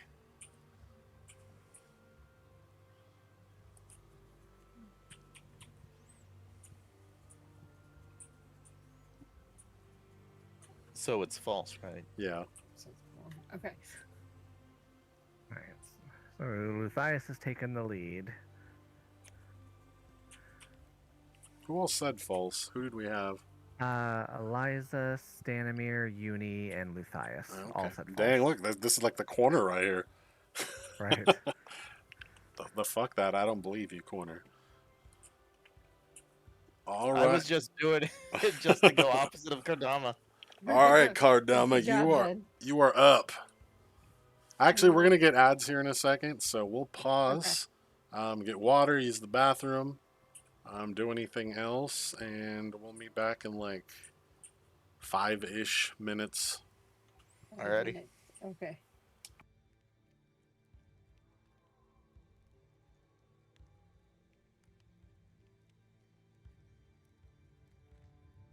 I'm just gonna sit here and drink Ads my just water. Yeah. I'm going to go grab a water. I started sweating at the end of my story.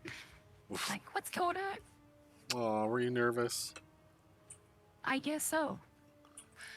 Jeez. What are You you doing did. to me? You did pretty good. I liked it. I thought it was a good story. I thought it might have been too long.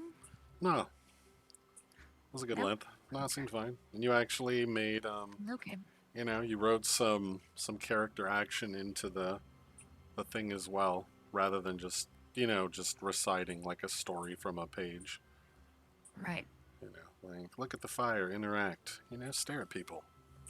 Yeah. Mm-hmm. I actually told that to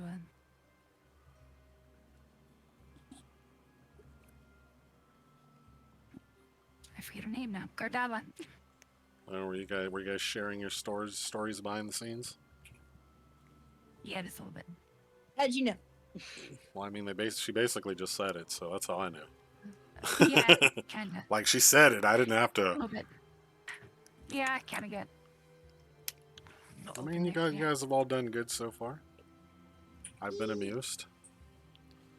I was kind of surprised about Uni's story, though. It did sound pretty true to me. It's called method acting. I was traumatized as a child By children. by children. Yes. We can't tell that at all. Yeah. Yeah, I was like, You traumatized? Nah. yeah, I don't actually think that. Yeah, I think only a couple people picked up on Donovan's story being true. At least his understanding of the events that happened. But, Well, I you mean, know, I think only 2 of you guys are even from the world that would even have any understanding of it. Yeah, true. It's like Tristan has no idea where you guys are from, and I think Eliza might have gotten it right based purely on just guessing, or maybe it was Arturi that got it. I think one of them got it right, and the other 2 got it wrong. Might have been Eliza because Arturi's got no points. Yeah, Arturi's not doing very good at this game. Eliza kind of shifted to I a, have no ads. if I guess, yeah, I think What? it's ending in 10 seconds. If I guess half true every time, I got this.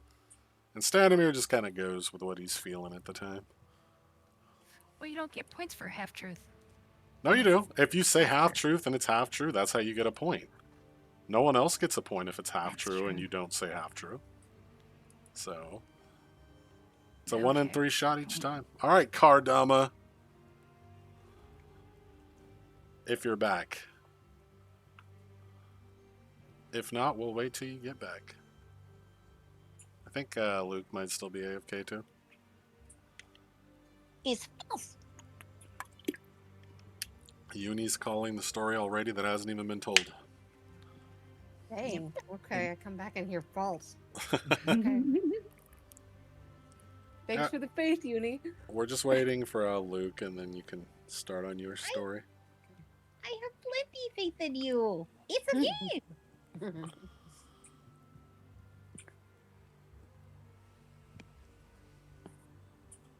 So we're waiting on Luke, you said? Yep, he said back and forth. I said take like a 5, so it's fine.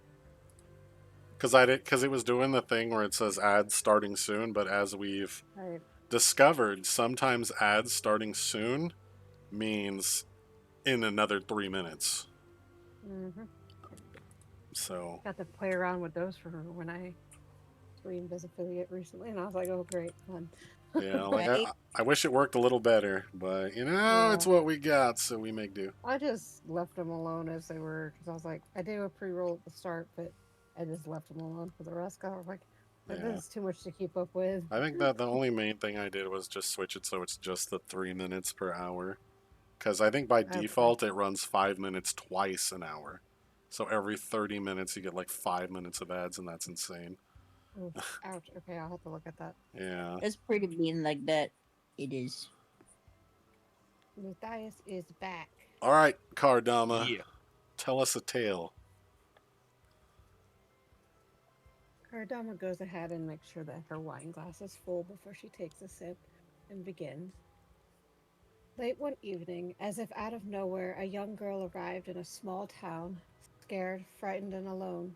A young couple by the name of Marco and Karina found her and took her in. They cared for her and searched for many days to find her family with no luck. She was a cute, defenseless child about 5 years old, one would guess, and they had wanted children of their own. So they took her in and they cared for her. The day came when Karina became pregnant. Only a few years had passed since they had found her, and she was so excited to be a part of this family and to help out around the house, which she did happily, excited to be an older sibling since this couple had become like parents to her in all but blood. However, the day came when the child was to be born. Kardama pauses before, and her gaze goes to her lap before she continues, a tear coming to her eye. A day of joy quickly turned to horror when Karina and the baby died during labor. Days later, after the burial of Karina and what would have been her brother, Marco returned home yet again drunk. But this night it was worse.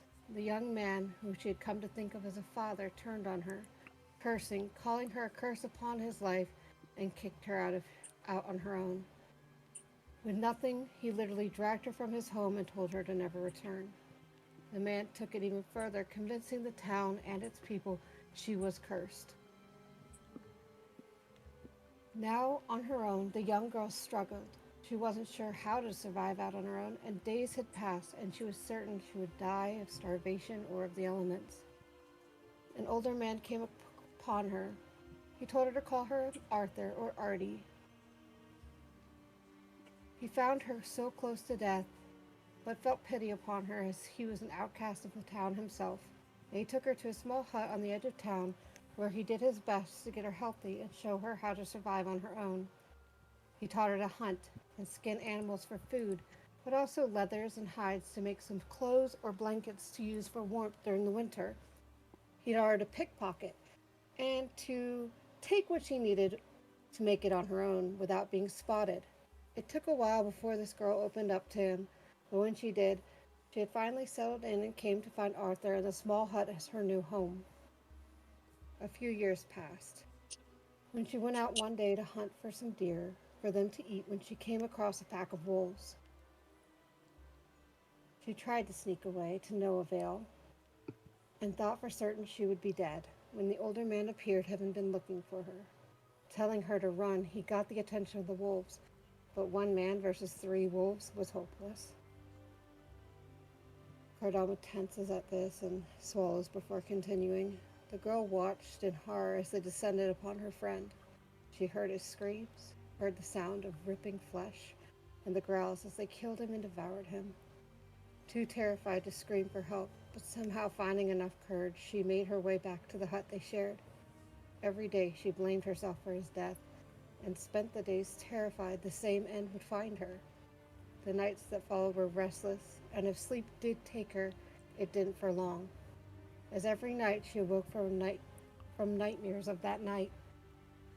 This, however, also caused her to make a promise to herself: never let anyone close again. If you don't care, then their loss won't hurt as much.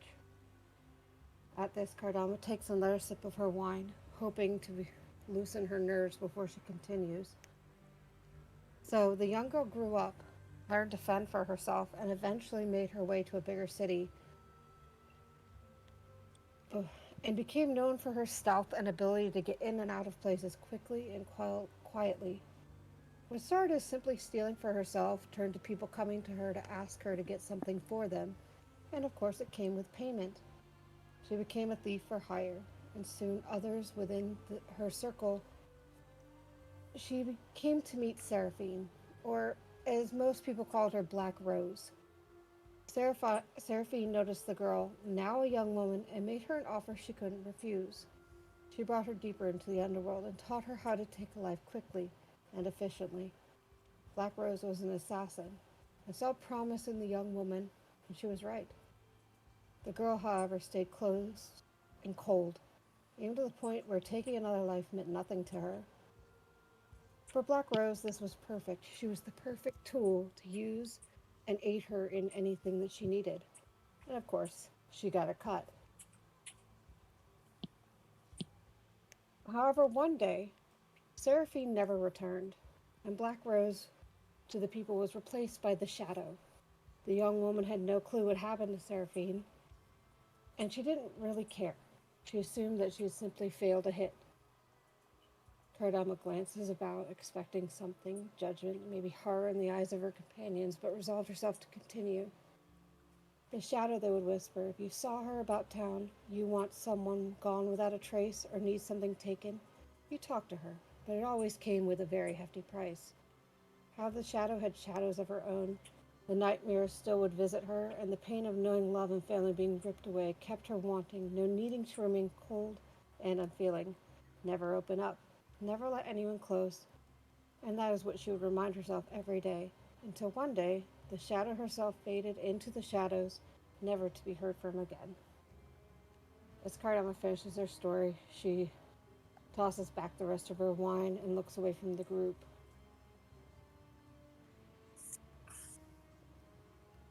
All right.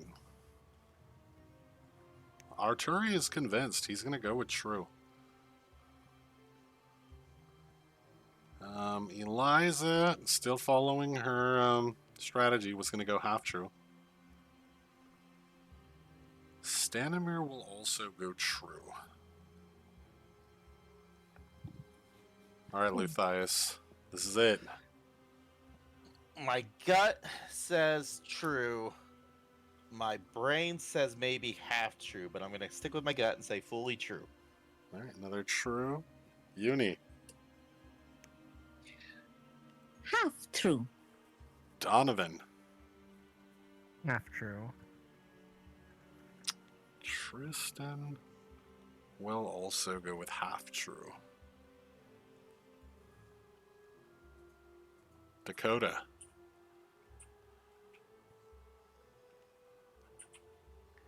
I'm gonna go with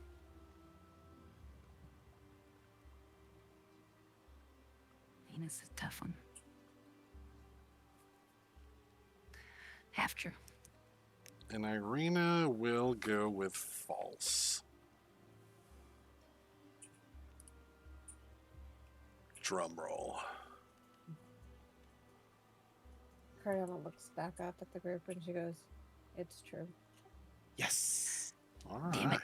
Damn. So that Really Arturi wasn't got his bad. first one. Hell yeah. All right, so Arturi, Stanimir. Let's see, Matthias. Let's see. Uni, no. Yeah, a bunch of us picked half true, and that was wrong. Yeah, so it looks like only Arturi, Stanimir, And and Matthias. Matthias. All right. Arturi seems pretty hyped as he gets ready to tell his story. And he kind of he looks around a bit, though he seems pretty relaxed at ease as he begins. And he says, "There once was a fox, renowned for his wisdom and skill, who dwelled with his kit in the misted woods. On a cold, moonlit night, a pair of sparrows brought him their child, the tendrils of death clutching its shriveling body. The fox took the chick into its den, but for all his knowledge he could not cure its ailment, and it breathed its last in his paws. Driven mad in their grief, the vengeful sparrows, aided by 4 of their kin, stole the fox's kit in the late night. They delivered him to the wolf, who had long hungered for the taste of fox flesh. The wolf devoured the kit, and the sparrows departed to return to their flock. When the fox found what the sparrows had done, rage clutched his own heart. But in his cunning he knew that the rats, in their burrows beneath the earth, had always despised the song of the sparrows far above. The fox descended to the kingdom of the rats, and he promised them a forest free of the songs of the sparrows. Intrigued, the rats agreed. The rats could not find the sparrows' nests alone, but the crafty fox could. And as the sparrows slumbered in the hollow of a great oak, the rats fell upon them to feast with tooth and claw. For the crimes of 6, the flocks perished, with nary an egg spared. The misted wood is darkened now, and the trees no longer sing with the songs of the sparrows. But some say that the rats hunt still, that a lone chick yet escaped their clutches, and that one day they will find it and gobble it up like the rest." He kind of leans back, smiling. And Eliza and Stanimir are going to go with true. Matthias will say half true. All right, Uni.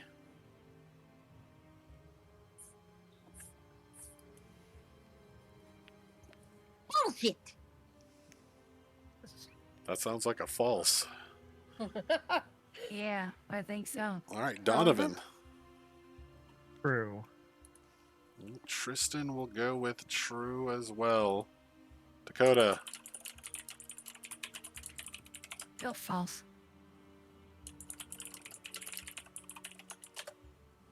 All right, and Irina, checking my notes. What does she go with here? Irina goes with half true.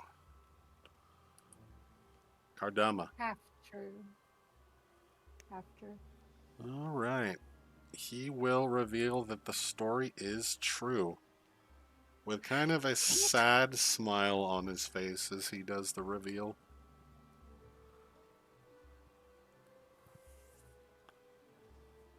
And Eliza kind of turns to him at the reveal and is like, "That's there's got to be more to this.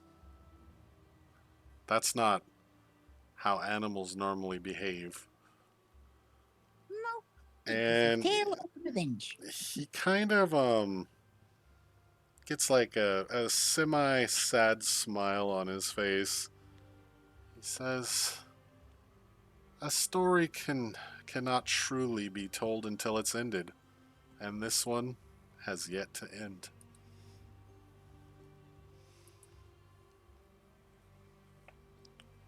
All right. What's our tally?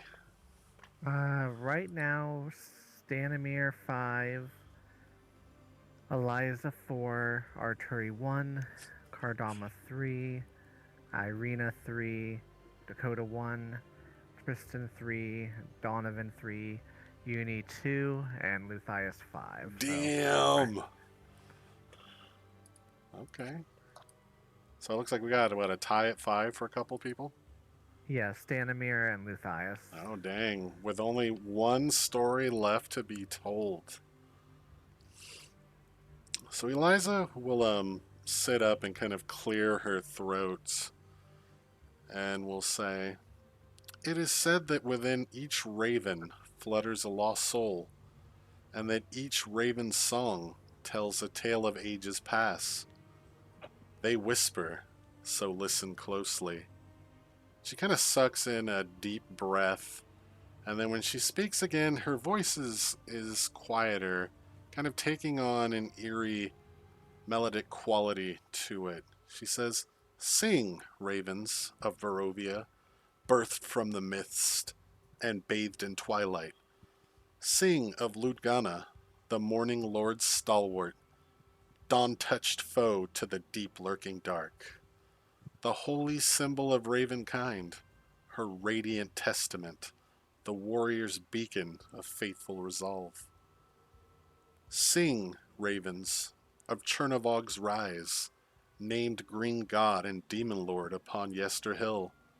Ludgana, gray-haired, weary of battle, her long sword and shield yet polished and ready, guided through shadows towards sacred ground. She clashed with the demon, their tempest-like dance. Sing, ravens, of Ludgana's last fury, of Ravenkind's token now blazing with light. The battle's tide turning, a hero's brave cry, a final onslaught with divinity's grace. The demon lord banished, the warrior now fell, the wound at her side gouged too deep to bear. Sing, ravens, of light's final moments, a shadow descending from radiance on high. Sing of the angel, black-feathered and beaked, the morning lord's angel reclaiming its gift, the symbol retaken, in raven's claws held. Sing, ravens, you are the keepers, the watchers, the tellers of stories untold. Sing, ravens, of Ludgana's memory, the shadows that lurk, and heroes to come."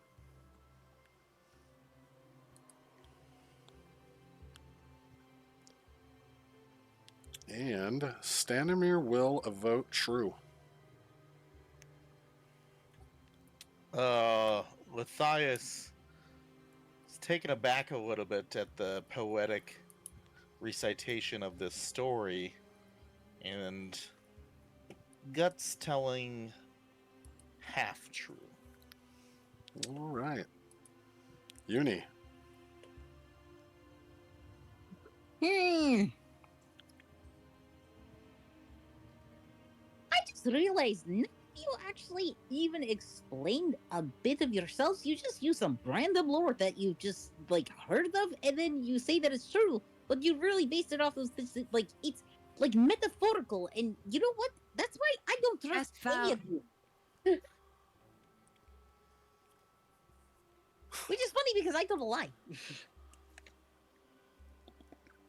Dakota yells from across the fire. Just vote. I don't like metaphors.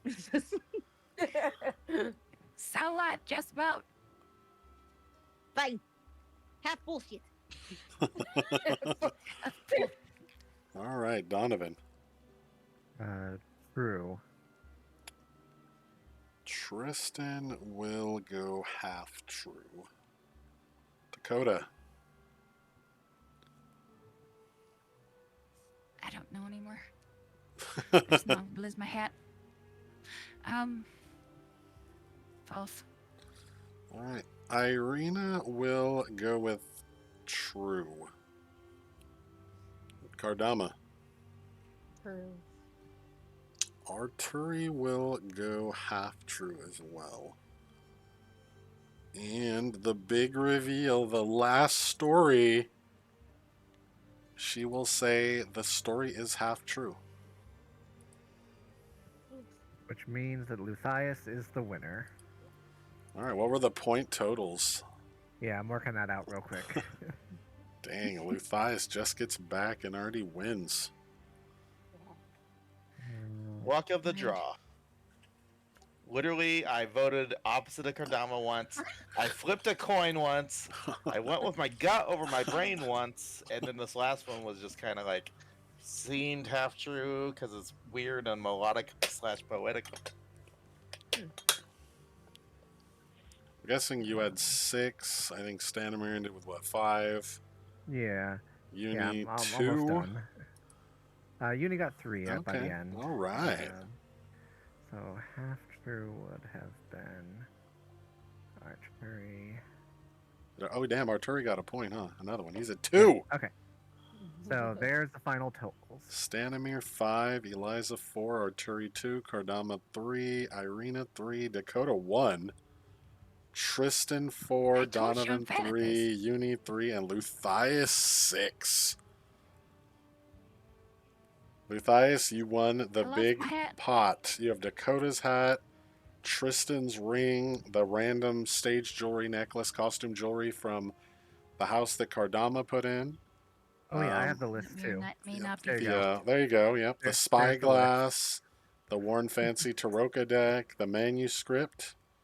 That was a lot of stuff, and your soggy leftovers of the coffin. It was meant to be. I will scoop up the now warm, slightly hardened, crusty coffin remnants. Give with me one a hand. willpower roll as you come into No, contact I'm immune now. with the I'm immune. coffin again. Now, at this point, it's completely unappetizing. There's no need to roll. Just No, don't I drop me in my fucking hat. like that thing. It's fucking going into power. And then I'll pass off the items that my companions wagered in. Dakota's hat, I believe, Kardama's necklace, and Yumi's nail. You bring me my hat back? Yeah, Aw, it won't fit me. give him a hug. So you're basically keeping the Taroka Keeping the deck, NPC the shit, spyglass, the manuscript, and the wooden hair clip. Yeah, the guide to werewolves might be cool. Yeah, it's literally, if you've ever seen the 2E Van Richten's Guide to Werewolves, it's that exact book, I have not, but which is actually written like in character from Van Richten's perspective on werewolves. It's a really good read. I highly recommend it. I think I actually have the PDF. I might throw it in Discord later. And yeah, that is the story. I could never keep your hat. I would feel bad. This is all luck I won by. He'll return your items.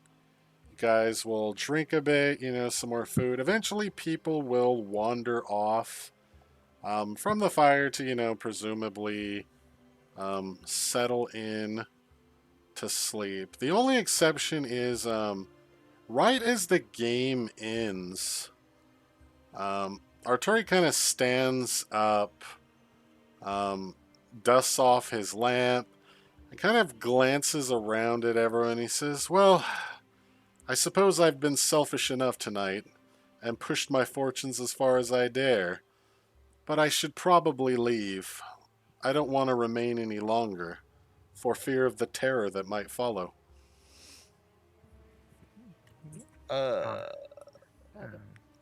Donovan will kind of look up, like, during the story, he'd kind of been watching Arturi, and as someone who had also told a a personal story based on metaphor. He kind of nodded, and then will uh, uh, will kind of nod and say, "Stay safe, Sparrow." And he nods his head. Ooh.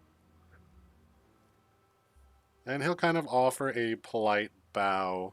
Um, and Stenimir looked like he was gonna, like, be like, oh no, like, why do you have to go? But when Donovan says that, it seems to click. And he will turn and march right off into the forest. Vampire. Go get him. You guys You're think the expert. everyone is a vampire? Some I of am the not- relatives asked I us am to not put the afraid shit up on us. Of Arturi, therefore he is not a vampire. Yeah. Luthais, do you want to check your shadow? Make sure it's still there. I have a pocket mirror that I pull out. You now have a spyglass you can see around corners with, too. Oh. But yeah, everyone will eventually part. And I'm actually just going to read you guys our little end RP thing again because I think it was pretty good. So yeah, the last of the wine has been poured, the final story told, and now silence settles in, broken only by the rhythmic breathing of your companions and the distant rustle of the trees. Despite the ever-present sense of unease that this land breeds, for now, within this camp, there is a fleeting sense of peace. And as the last embers of the fire crackle and fade to a warm glow, the sounds of the Vistani camp settle into a peaceful lull. The laughter and music that once filled the night have softened, giving way to murmured conversations and the occasional hoot of an owl from a darkened treetop. The Taroka reading still lingers in your minds, the cryptic words of Madame Eva weaving their way into your thoughts like threads in an unfinished tapestry. Fate has revealed its hand, partially, but what it truly means remains a mystery for another day. The Vistani offer you warm blankets and a safe place to rest within their camp. Their hospitality a small comfort in the ever-looming darkness of Barovia. And as you each settle into your chosen spots, whether beneath the open sky by the dying fire, or perhaps within the shelters of a covered wagon, you feel the weight of the day's journey pressing upon you. Sleep takes you, though whether it brings rest or restless dreams, only the night will tell. And you guys get a long rest if you need it, if you need your spells back or anything else. Damn right. So you can just throw your little rests out there.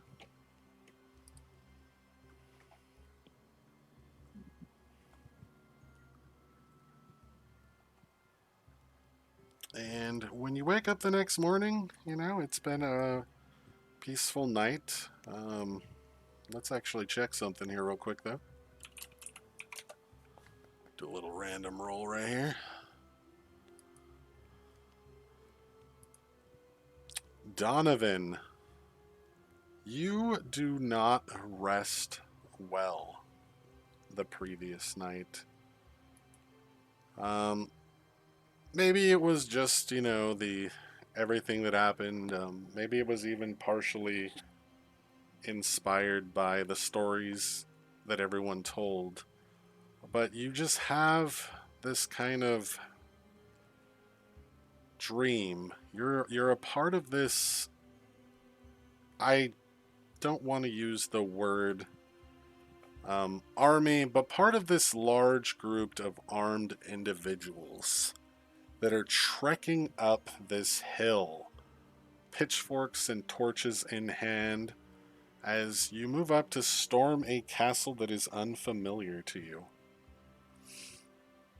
And eventually, through a combined effort of all those gathered, you guys manage to lift the portcullis and enter the castle courtyard proper, entering into a large, lavish, if slightly, not even slightly, but just kind of, you can tell the neglect of the stuff. Like there are suits of armor on display, but covered in cobwebs, rust, and worse. The carpets are frayed.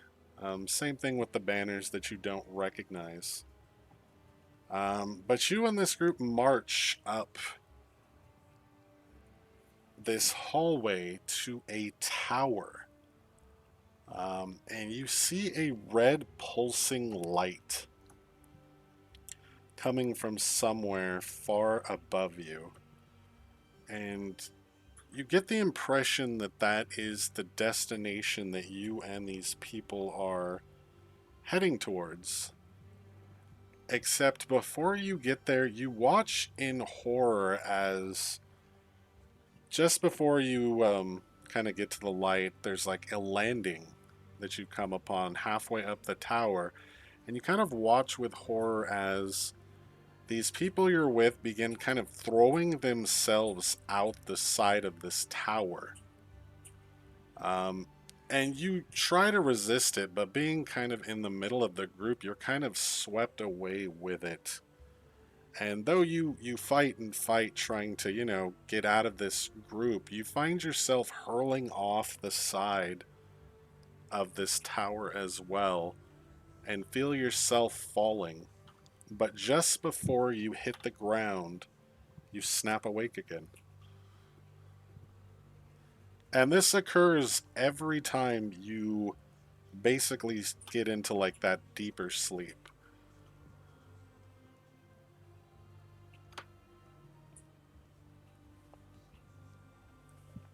Donovan just it like he passes it off as um a nightmare the first time. He's a bit grumbly the second time, and after the third time he's just frustrated, tired, but also realizes that something is going on by that point and starts like taking down notes of what happened. Yep. And it's strange too, because even though you're in the dream and you know what's going to happen, especially after it's happened twice, you find yourself like unable to go against it in any way. You know you're marching up to this castle and you're going to march up this tower and you're all going to fling yourselves out of the tower and down the side of this mountain. But there's nothing you can really do to stop it. Yeah, so it's not less lucid dream, more vision, which he does, figure out. Yep, and the rest of you will actually sleep, just fine. What you dream about is kind of up to you, but yeah, you'll all wake into the next morning to the smell of some sort of meat being cooked, and the camp is already, as soon as the sun comes up, already pretty busy with life again, despite all of the drinking a lot of people did. Um, and a number of people would be gone at this point. Luvosh and the three women are gone. Eliza's gone. And when you kind of come out, it's basically just Stanimir that's kind of bringing this fire back to life and kind of cooking a bit of breakfast. Some meat-like thing that you suspect might be wolf. Kind of wolf steaks as well as some bread and other stuff. And he kind of motions everyone over, in a friendly manner. Donovan will move over. He kind of he looks like haggard shit, but he will move over and kind of almost on autopilot, just kind of do what he can to help. But otherwise, if there's nothing to do, he will just kind of slump onto one of the seats. Yep. And yeah, he'll hand you a plate of food. And we'll basically make the offer of all they really have as far as drinks go, especially after last night, is water. Um, a lot of the wine got drank last night by a certain someone who shall remain nameless. The Burger Master. Sugar Master. Cardama and takes the bowl of probably food Uni and sits too. Yeah, down. actually. Yeah, pass out some food. You guys will eat. Um, Still overcast today. Kind of the thick wall of mist still up in the sky. Do we need to roll for like Constitution about like whether or not we're hungover or anything? No, no, no. You guys will be Excellent. fine. Okay, Yumi just stretches. She's like, beautiful sleep. I absolutely have not felt so rested in so long. Oh, there's the food. And Donovan just looks dead. But yeah, the rest of you feel fine. Um, Yeah. Which is funny because Donovan's like one of the few people that did not drink anything, and yet he looks the most dead. True. Oh, Donovan, what happened to you? You look like shit. He kind of frowns for a moment. Bad dream, vision. I'm not quite sure yet, but needless to say, anytime I tried to sleep, I could not. Oh, well, that sounds horrible. I mean, maybe we can ask these people if they have anything to help you sleep. Like, but wait, your problem was you didn't drink last night. If you had just drunken with us, then you would have slept. Cardama just nods in understanding and gives him a look of encouragement. Tristan just kind of nods and points at Uni like, yeah, I agree. I slept great. So, the vampire slept like great. Yep. You know I'm not a vampire, right? We've had this conversation Oh, right, devil. 5 or 6 times. Yes, the devil slept just fine. Okay.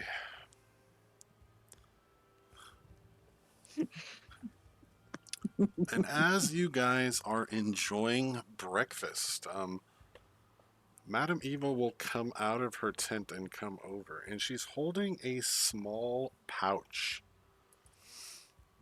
And she'll kind of look at Stanimir, and he just kind of gives a knowing nod and will briefly wander away from the little bonfire you guys are seated at.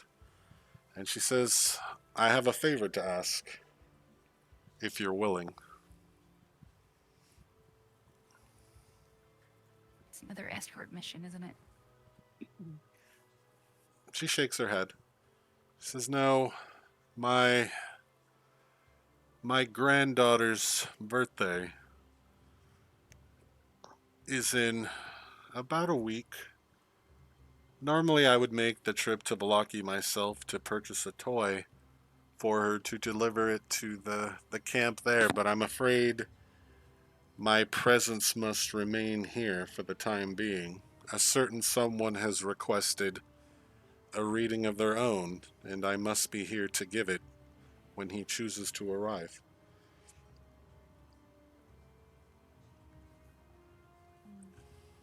We're buying a gift? Says, yes, my granddaughter, Arabella. She's at the Valaki Vistani camp. I have this pouch. I'm told she loves Blinsky's toys. I have 10 gold here. I'm sure you can find something nice for her. Well, sure. Uni goes ahead and takes the bag, but she's actually respectful about it. She bows for the She bag. says, thank you. And in exchange for doing me this favor, I have a warning. The easiest way to Valaki would be to simply follow the road to the north through the forest. But there are terrible things waiting in the forest today. And though it will cost you a bit of time,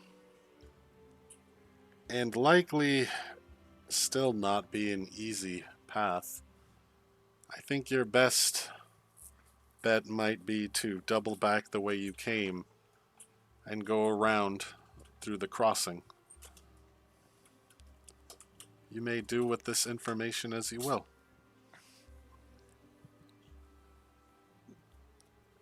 What kinds of danger lie north? almost as if, um, in response to that, though she says nothing, she simply smiles and turns, you hear. I get my new book out, read it very fast. And probably half a dozen more wolves chime in, some closer, some further out. None of them sound like they are, within, 50 or so yards of the camp, but they're definitely not that far out either. And they all definitely do seem to be concentrated in the northern side of the woods. And we actually have a little, I'll move you guys to our other map here. Give me a second. We'll move here. We'll go down here where you guys are. So as you can see, there are two paths back. This would be the shorter route, of course, to the Sir Falls Bridge. But, there might be unpleasant things. That way's a little longer, but according to her would be the less unpleasant route, but still possibly slightly unpleasant.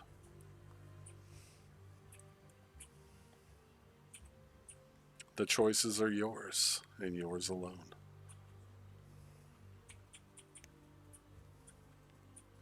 Shall we vote?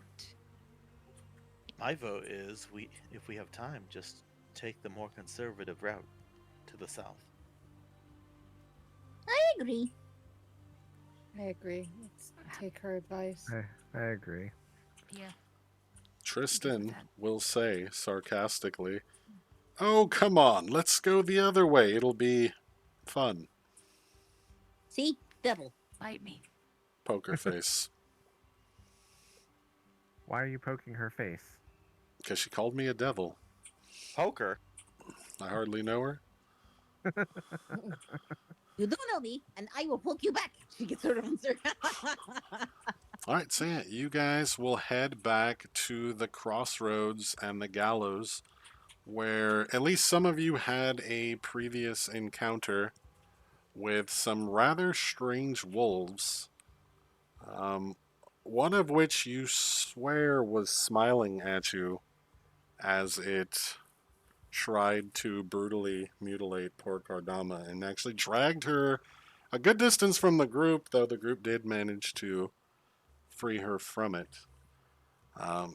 So most of you kind of have an idea of what to expect as you return to the crossroads. And it doesn't take you very long to get there. From the camp, it's maybe a little under an hour to get back. And those of you that know would probably expect, the gallows to be there and the strange body that had been swinging back and forth. And while the gallows are there when you return, there is no longer a body hanging from it.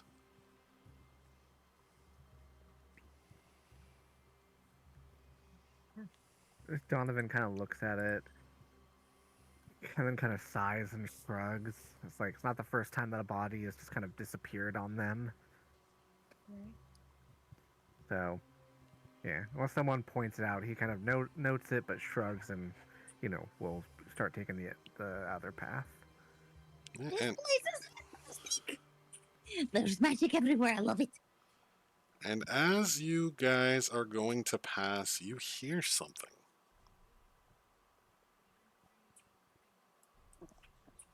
Let's see if this... Yes. Okay, what do we hear? You hear the sounds of hooves galloping loudly, carrying someone or something down the road in the direction of... Well, in the direction you haven't been yet. So coming from west to east. So just the horses? It sounds like a single horse. You don't see anything yet, but it is Okay. quickly coming down the road towards you. What would you like to do? Move off to the side. Quick, get off the And- road! Yes, it's pretty much that. Get behind the I've seen tree. this movie. We have mushrooms. There are no movies.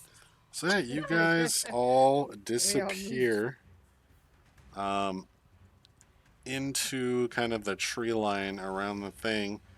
Just as this humanoid figure on a skeletal horse comes flying around the corner. It actually slows to a stop just in front of the gallows.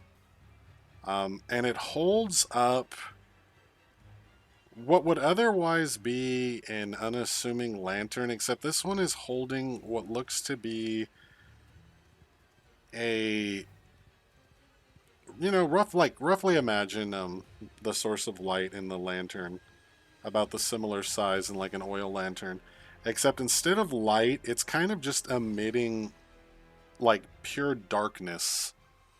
And it holds it up and kind of looks around. For some reason, you can see through this darkness, though, and it actually slowly turns in your direction, still holding this lantern up. And give me some perception checks.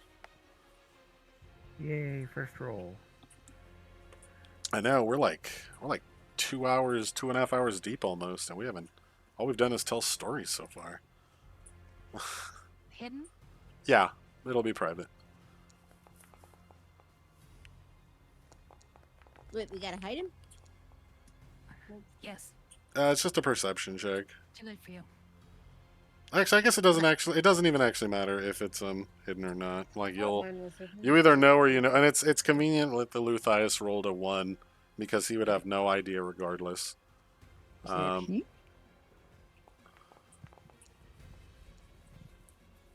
right, Uni. Sadly, you would not have any idea either. I rolled an 18. You did, but you have nothing to base it on. It would be knowing information you have no way of knowing. But, Dakota, you generally have a good eye for things, given that, you're a bit of a gunslinger.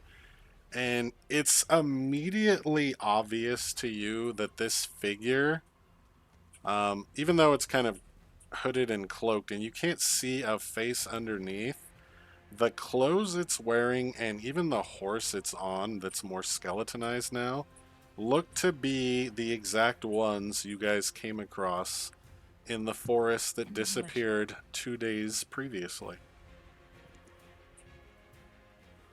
In the forest? Yep. Oh. Remember there was the horse and the corpse and the 13 marks on the tree? Yeah.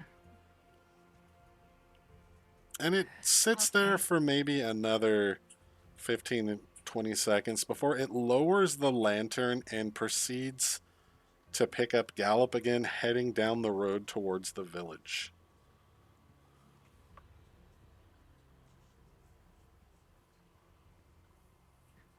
Well, I'm not gonna stop him. Yeah. I mean, do you want to tell your friends what's happening? You want to just, pretend? Yeah, in that loud whisper. Well, I mean, it's already down the road now. Leave Like, it alone? he's Okay, leave it flying. alone. Oh, I thought you might want to tell them that it's the Yes. same body, but, you do you. Oh yeah, that too. But we saw that thing before. Yeah. Well, okay. I don't know what the hell I'm looking at. Donovan will Something you don't explain. want to play with. Yeah. Donovan will, to Uni and Matthias, will explain that, they found a dead body and a dead horse with trees with markings on them, and while they were investigating both bodies disappeared, so, and to kind of catch them up. I love this place.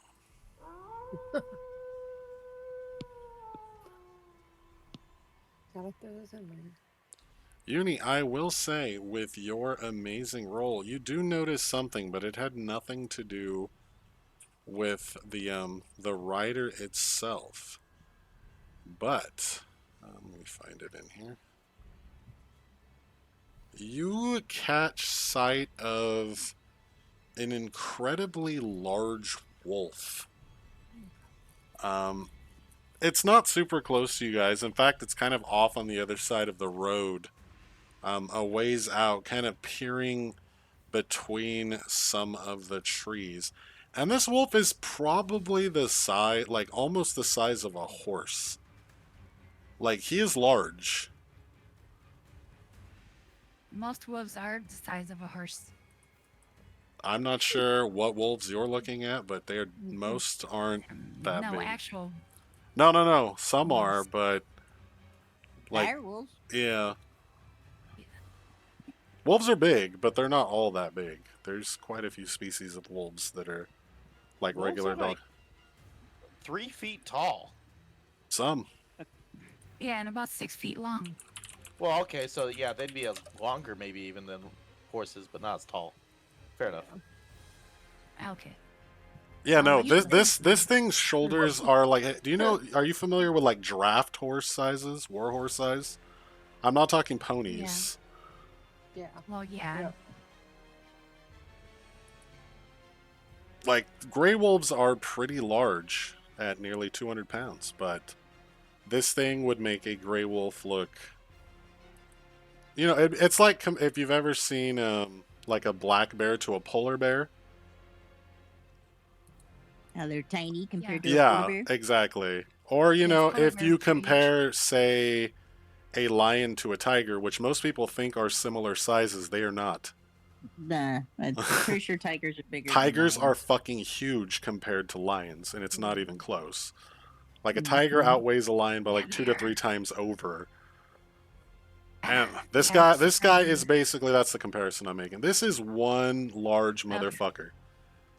It's unfortunate that Uni's the only one who rolled good enough to notice it because he seems very familiar, and will also kind of, you know, its little jowls will pull back into what can only be described as a smile as it looks at you, Uni, and just watches you. Oh shit! uh, uh, guys, does you see that thing? That big carriage looking kind of horse looking wolf thing? She immediately goes over to Kardama and stands protectively in front of her. Yeah. You see that, right?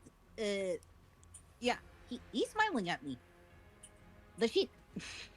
And the wolf is actually there when the rest of you turn your attention towards it. And still kind of just smiling before kind of licking its, you know, chops before it kind of slowly disappears back into the mist a bit further out in the forest. Hmm. Uni leans over to Kardama and whispers, I think he really likes you. What's up with that? Don't want him to like me. It's okay. It's okay. She puts her hand very protectively on her back. It's okay. I got you. I got your back. It's all good. I stab Wolf if he comes near. Okay? Thank you. All right, so what's the plan? Do you guys want to follow the rider who rode through towards the village? Chase after the wolf? Offer Kardama as tribute No. to appease the wolf gods? I think we're probably best to keep on going to Valaki. I mean, Arami in chat thinks you guys should follow the wolf. You know, I'm just saying. You know, would you put it like that? Let's get the fuck out of here. All right, Sam. Yeah. You guys will continue down the road. You know, maybe even pushing yourselves a little. Not like hugely harder where you're going to suffer a penalty, but, you know, just pushing yourselves to try to get back, hopefully, as safely as possible. And as it gets on towards the evening, you guys will reach the bridge. Actually, no, not even the evening. It's probably like maybe like 2 or 3. Still have some hours of light left, but you guys will get to the bridge, and I'm gonna throw you guys on this map. Give me a second here, and we'll put you guys down on this side. And I can change the music. This music is hype. Yeah, let's just stop the hype music. We're no longer at a hype spot. We need some. Do people still listen to dubstep? Is that a thing still? Nah, We need some just we need some wub wub. just claptrap.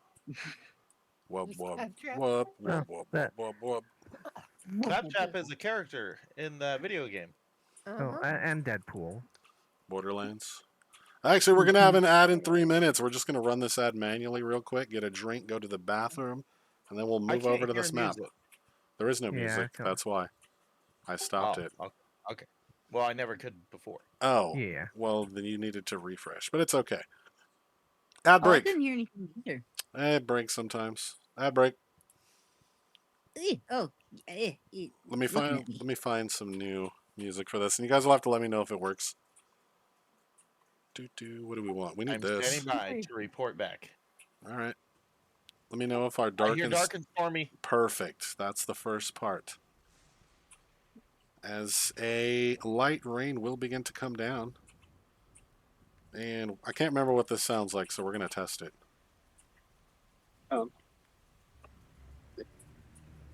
Oh, it sounds like Lord of Bones. Good.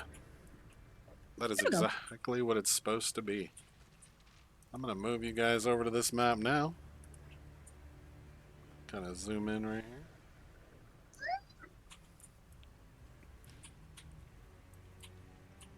There is stuff. You can see the lovely Sur River and the Sur Falls to the left over here.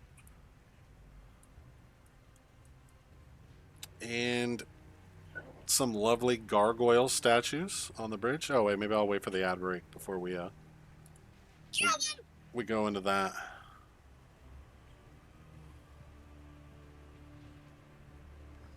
Sorry, Elden Ring flashback. Kill the gargoyles. Sometimes it's for the best. Just FYI, the River of Blood soundtrack, if it's supposed to be doing something, it's done. That should not even be on. Okay, then. I'll turn it off. Some of the songs, some of these maps I put in so long ago that I don't even remember what songs were on them. So this is one of those maps. But don't worry, we're fixing it as we go.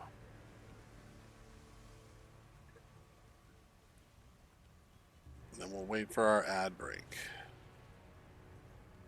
While I figure out where we are in my notes. Perfect, right there. Everything is working exactly like it should. Except for the parts that don't. 57 seconds. So someone's saying ad break is over. Can I get some confirmation? I have subscription. Dakota, it's up to you now. So I can't tell you. Well, we're going to assume then that the ads are over because I think Dakota is gone. And the cat has decided that he One wants second. to be in the stream and is on the monitor with the stream on it. Yeah, What do you- the ad is over. What are you doing, kitty? Let me pet you. You're going to purr really loud in the microphone again? Please, yes. Good sound effects.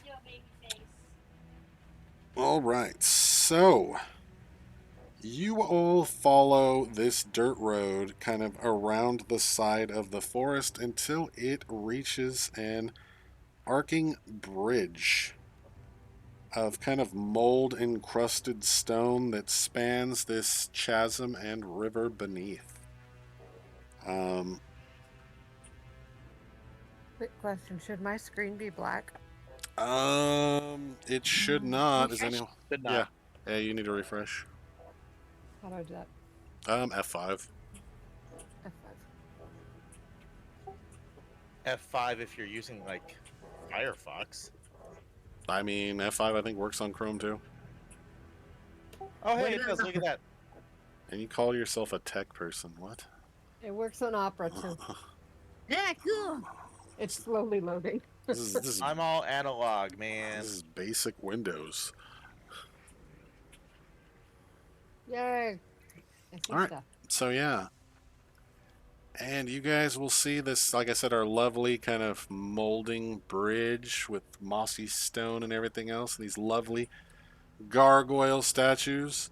as well as what at first you think is another statue standing here, but it shifts ever so slightly to redistribute its weight, and you realize it is not a statue, but a person or something person adjacent. Oh, let me unpause that. There we go. I yell through the mist. Person adjacent, identify yourself. And it kind of turns around to face you, but doesn't respond. Um, he's a very attractive man. Let me show you guys him. That's debatable. That's incredibly debatable. And he kind of motions you all closer. He currently does have a great sword that's kind of propped up against the side of the bridge there, but it's not in his hands, nor is he making any threatening gestures. Can I sense motive? If you want to get closer, sure. From how far out you are, I don't think you have 80-20 vision, so... Yeah. I will stay stay back here In with fact, my that might be much even... more tanky friends. That might be even further. Yeah. Yeah, that's like 80-105 vision. Or 105-20 vision. Donovan will slowly approach. Like I said, he doesn't appear to be threatening. Do you want to sense motive or like recall knowledge or I don't know why Tristan won't move anymore. Oh, I'm on the wrong thing. Yeah, Tristan will go hide over here. He's too good looking to die. just put that on that shirt, why don't you? It's on his jacket, his varsity jacket.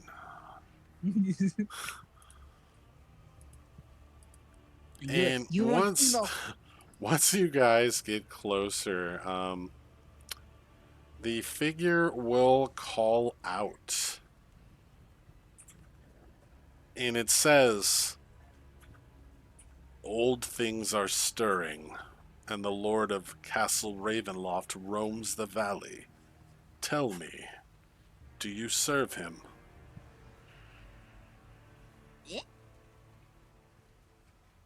So I put out the sense motive stuff for anyone that wants to roll. I will do a secret perception. Alright, yeah. I will do as well. Make sure it's secret. Oh, it didn't give me the option for it. No, you're fine. Pretty sure mine is secret. Seeing some secrets.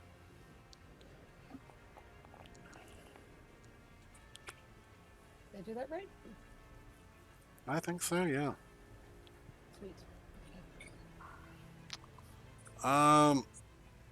Well, as per sense motive, nothing about what he is doing is abnormal.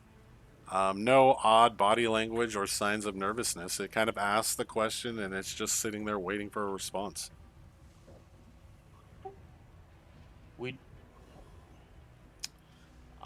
I personally want to yell out, "We do not serve the Lord."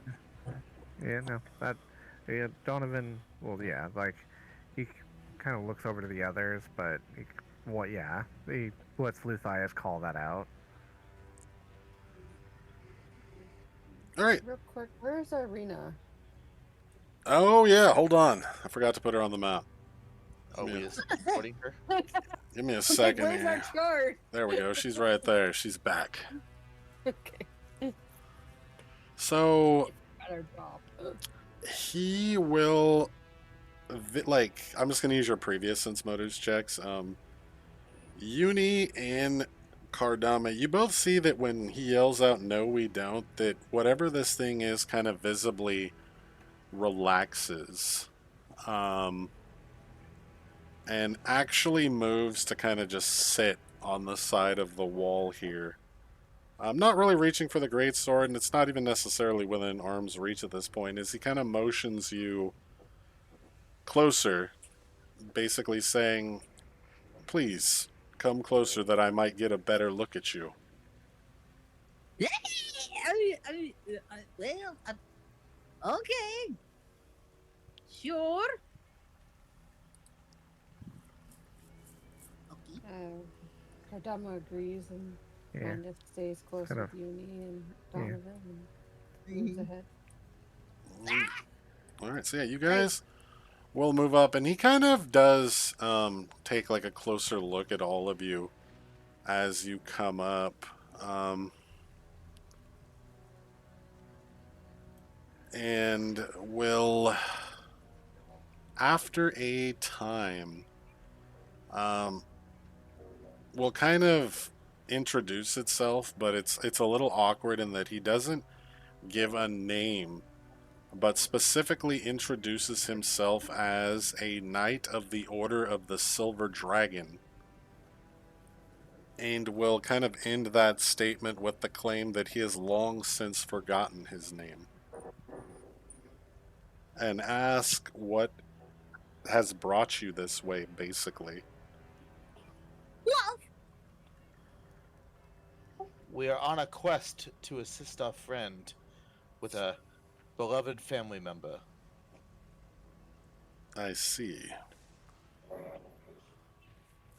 I'm not gonna identify Madame Eva and the fact she wants us to go get a Yeah, toy for her granddaughter. correct.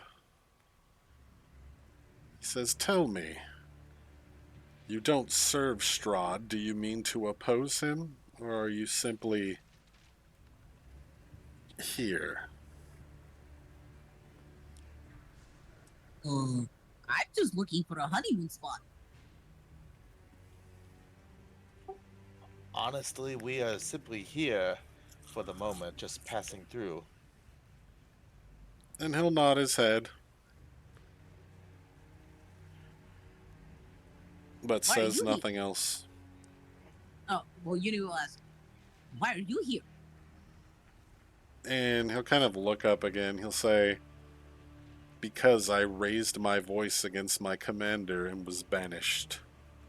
Now I stand like my brothers and sisters in arms, watching the dark places of this land and awaiting an order that will never come." Hmm. What order will never come? The order to take up arms against the lord of this land. But because my commander forbids it, and my spirit is bound from disobeying his will, here I will wait forever. You're an order of the Silver Dragon. Are there others like you in this land? And he'll nod his head. In the ruins of Argynvost, my commander and others wait.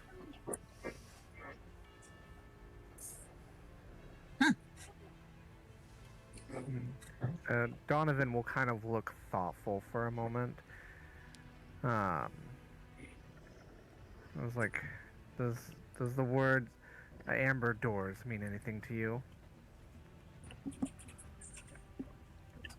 There's a temple way up in the mountains, and he'll point to the southwest at Mount Gakis. It was once known as the Amber Temple. If there are amber doors to be found,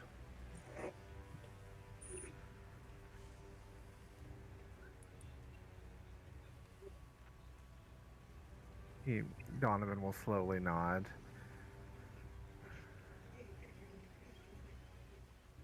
Like, thank you. and he simply nods.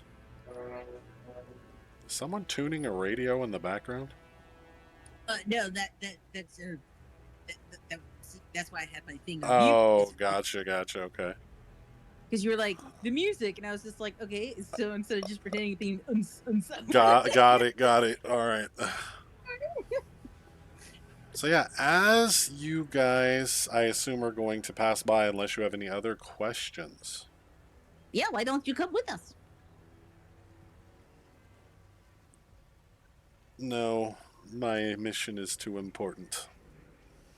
Well, yeah, but your mission obviously nothing's happening. So you said you're waiting for orders that aren't going to come. So I why don't you come with us? cannot disobey his will. So His will is for you to stay here on this bridge Correct. forever. Correct.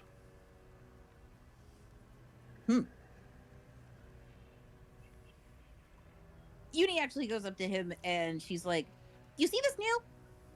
Just pulls out that big giant iron nail that she was holding on to. You see this? Yes. She hands it over to him and puts it in his hand. She says, "This was my good luck charm. It freed me from a very bad situation. I'm going to give it to you. Maybe it'll give you luck." He kind of stares at it and then glances up at you all again and nods. Dakota, give him your hat. No.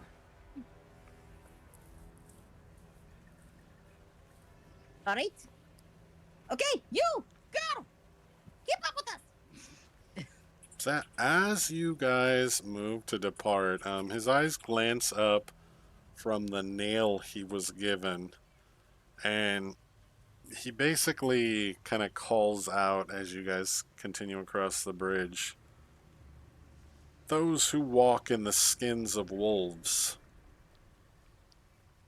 Once they did not trouble those who wandered the roads, but recently something has changed. And now their hunger for human flesh cannot be sated. If you find yourselves in the western woods, beware.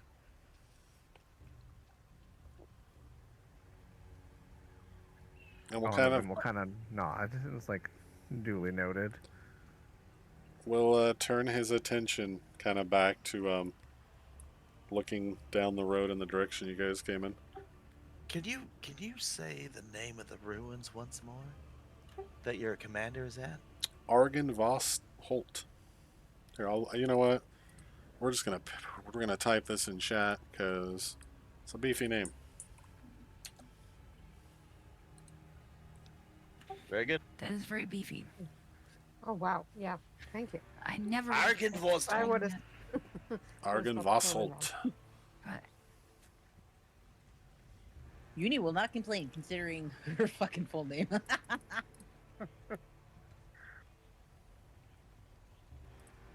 Are you sure you guys don't want to tell him that you're minions of Strahd before you leave? Mm, We do Yeah, not yeah, want yeah. to kill this level 1 NPC. Just murder wantonly. I mean, he's definitely not level 1. Level So 2. then no. He is quite a bit higher than level 2. So yeah, no, we're gonna just keep going. With a face like that, you already know that he's probably a 2-digit number. Mm-hmm. And that sword. I mean, I think it's standard great sword. It's like probably, Swinehender maybe, like taller than he is. Exactly. All right, but yeah, you may continue down the road. Collect Arkin oil.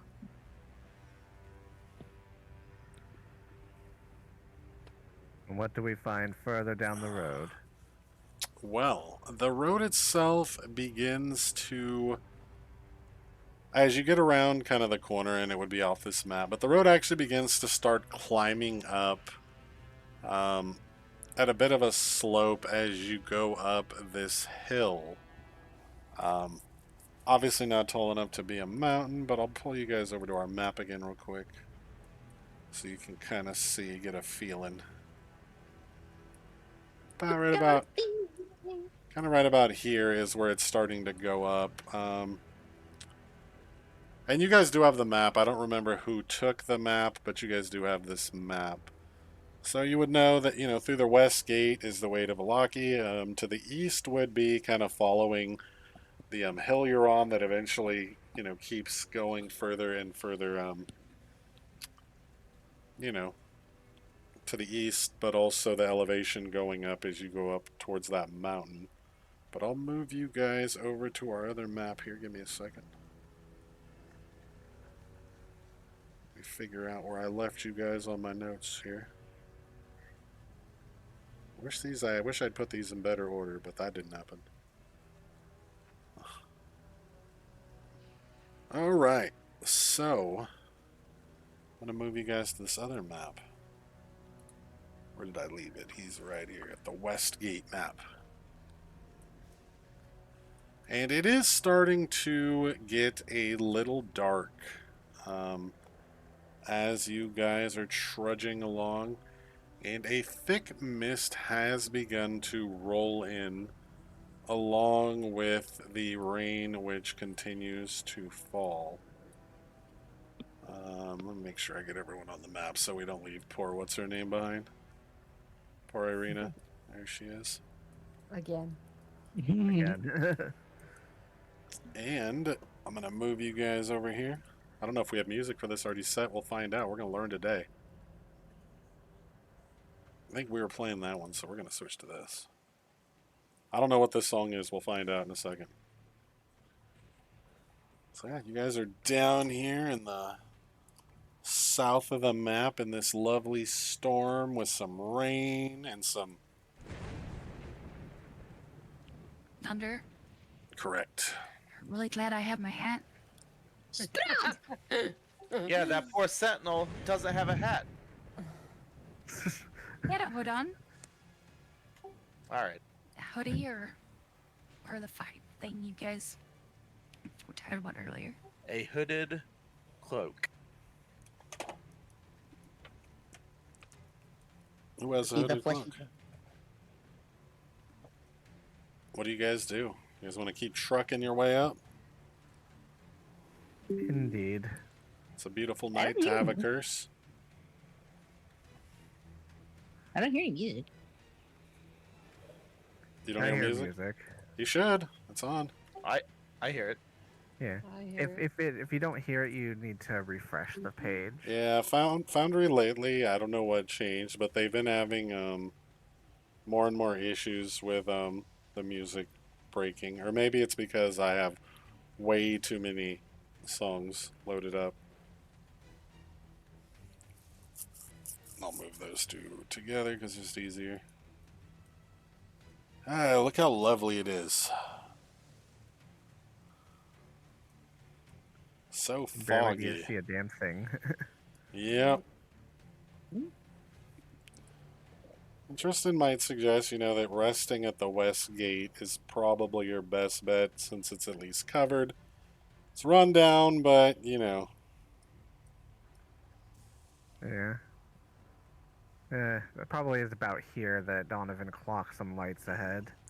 Yep, and there is a carriage kind of parked at this crossroad where the eastern path would lead up to the castle and the northwestern path would continue to Velaki Village. And it's currently just sitting there. Donovan kind of looks back at everyone and was like, they've seen a carriage before, so he tries to like squint and see if it looks familiar. It does look familiar. Donovan looks back and is like, it looks like... As does its attractive driver. Uh-oh. He's sexy. All right, good looking guy. Yeah. Yep. Donovan I kind of do. looks at Luthias and looks to the others and is like, well, hopefully they're not waiting for us. You get the feeling that maybe he is. I mean, last time it was one of his cronies, not necessarily him. So, well, let's just go forward and hope for the best in this case. And he kind of just starts to pick back up and move forward. All right, yeah. You guys will head closer to the carriage. And you hear well, you can hear a couple people inside talking. Um, and eventually, um, kind of like the little window equivalent on this carriage, will open up, and you see a familiar face that kind of peeks out. Ah, Alucard. More or less, yeah, kind of. He does have those vibes. And he says, "Ah, friends, it's you again. We've been waiting here for so very long. What took you?" Wolves? Donovan. Yeah, Donovan looks. Was like, oh, we weren't aware we were supposed to meet you here. Oh, well, that's unfortunate. We did send a messenger to the camp, but, well, not all undead are made equally when it comes to traveling speed, so perhaps the message might still be en route. But please, please, come closer. In fact, it would be rude of me not to invite you inside if you wish to speak in a drier environment. Donovan kind of looks at the carriage and tries to clock to see if it can actually fit all of them. It is a large carriage. Yeah, you imagine you could probably fit 8, 9, 10 people in here if you're really squeezing. Donovan kind of looks to the others. I'm regretting not keeping the hat I won. Let's get into the Sucks, doesn't it? let's get into the carriage. All right, yeah. So Donovan will look to the others, and if they all agree, then yeah, he'll Yep. nod. It's like we will kindly accept your invitation. And yeah, you guys, I'll actually move you guys over. There's actually someone sitting where Dakota was. Oh. Was on somebody's lap? Yeah, you sat on Doru's lap, who's like, Was it good? "Oh, no, I'm sorry, you can't sit there." Ah. Oh yeah, you guys will Was Tristan? all get in the wagon. He says, "Well, it is nice of you to finally join us. My master actually bid us to deliver you to the town and out of this storm. Nasty bit of weather we've been having."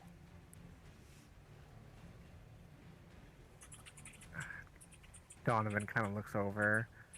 Ardama will lower her hood that she's had lifted due to the rain. And Donovan will kind of look over and be like, I wasn't aware that your master was interested in us getting to Wallachia.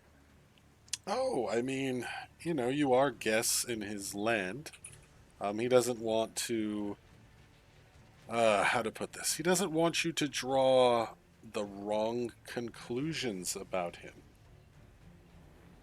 You are guests, and he takes your safety very seriously.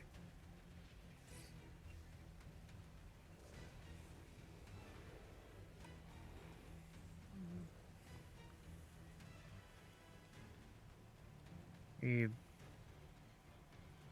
kind of cocks his head, but, he kind of looks to the others and kind of notes Doru, kind of looks to him like with a lifted eyebrow. And Doru looks, I don't want to say grumpy. He looks like he's maybe feeling a bit impatient. Um, in fact, give me some sense motives if you like. Just tell me whose motive you're trying to sense. Uh, Probably pretty boy for Donovan. I mean, Same. there's a lot of Malachi. those. There's a lot of those here. Are we talking Doru? We talking Escher? We talking Tristan? Like, you got options here. What is it called? Sense motive. It should be, Sense yeah. perception. Let me pull it up. I'll publish it again. Thank you. There we go. Thank you. Let's see what rules we've got so far. I mean, basically all it really is, I think, is a perception check anyway. So, Yep. but yeah, same thing.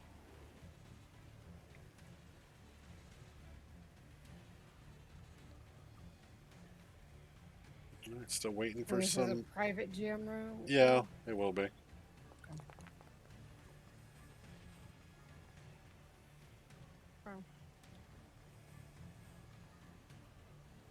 Looks like to be Dakota and Uni.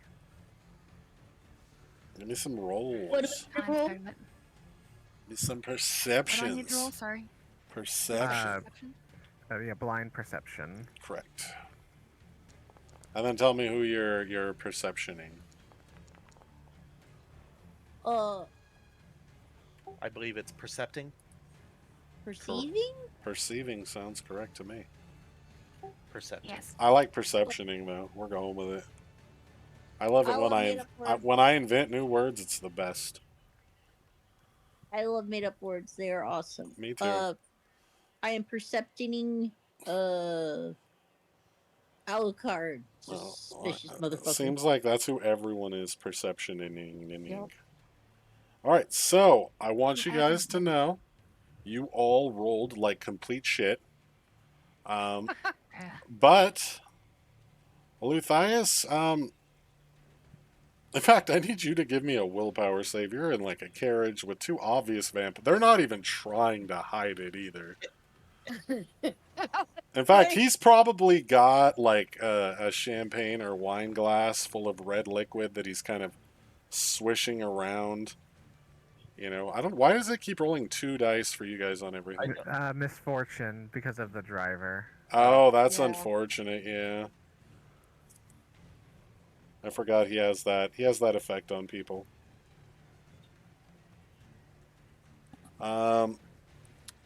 Litharius, you're kind of just. It's like a mixture of being horrified and in awe at the same time. I don't know how many vampires Luthias has ever actually met. He's afraid of them, but maybe this is the first time he's actually been this close to one. So it really is like you're both fascinated, horrified, all at the same time. As opposed to him, that you kind of fight through it a little bit, and he seems completely at ease, though. You know, nothing nervous in what he's doing. Just kind of, you know, talking to you guys entirely casually. As opposed to Doru, who's more, like I said, looks more, even without a roll, just seems more impatient. Can I very quietly just kind of murmur or whisper to my two companions closest to me, which is Kardama and Dakota, All right. and I'll say, just so you know, these are vampires, and I'm very, very afraid. I'm positive that I'm afraid right now. Suck it up. You'll be fine. He says, so then, shall we be off? I suppose we can talk on the way, unless you all would rather, well, I mean, you could certainly spend the rest of the night at the gate, I suppose, and, you know, you reach the village at some point tomorrow.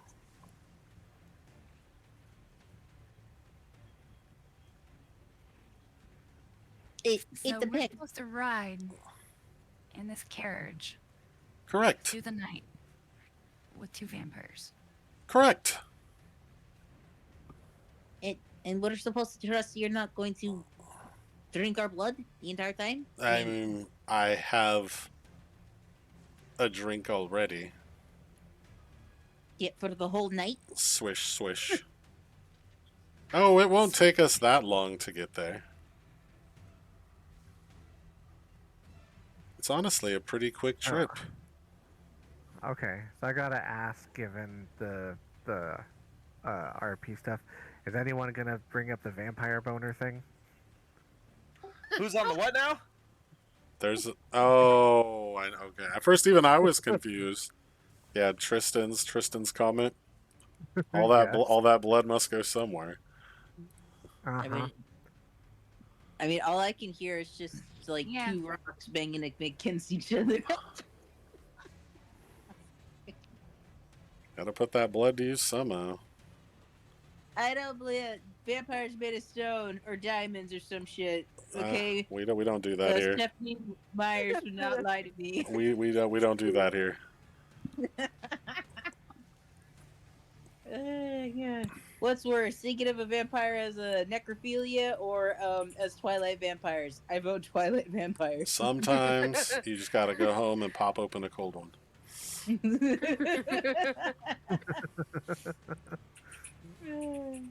Or two. I don't know how depraved you are. Eh, Uni's probably pretty Oh my depraved, so God. she'd probably pop a 12 pack. should probably. Yeah.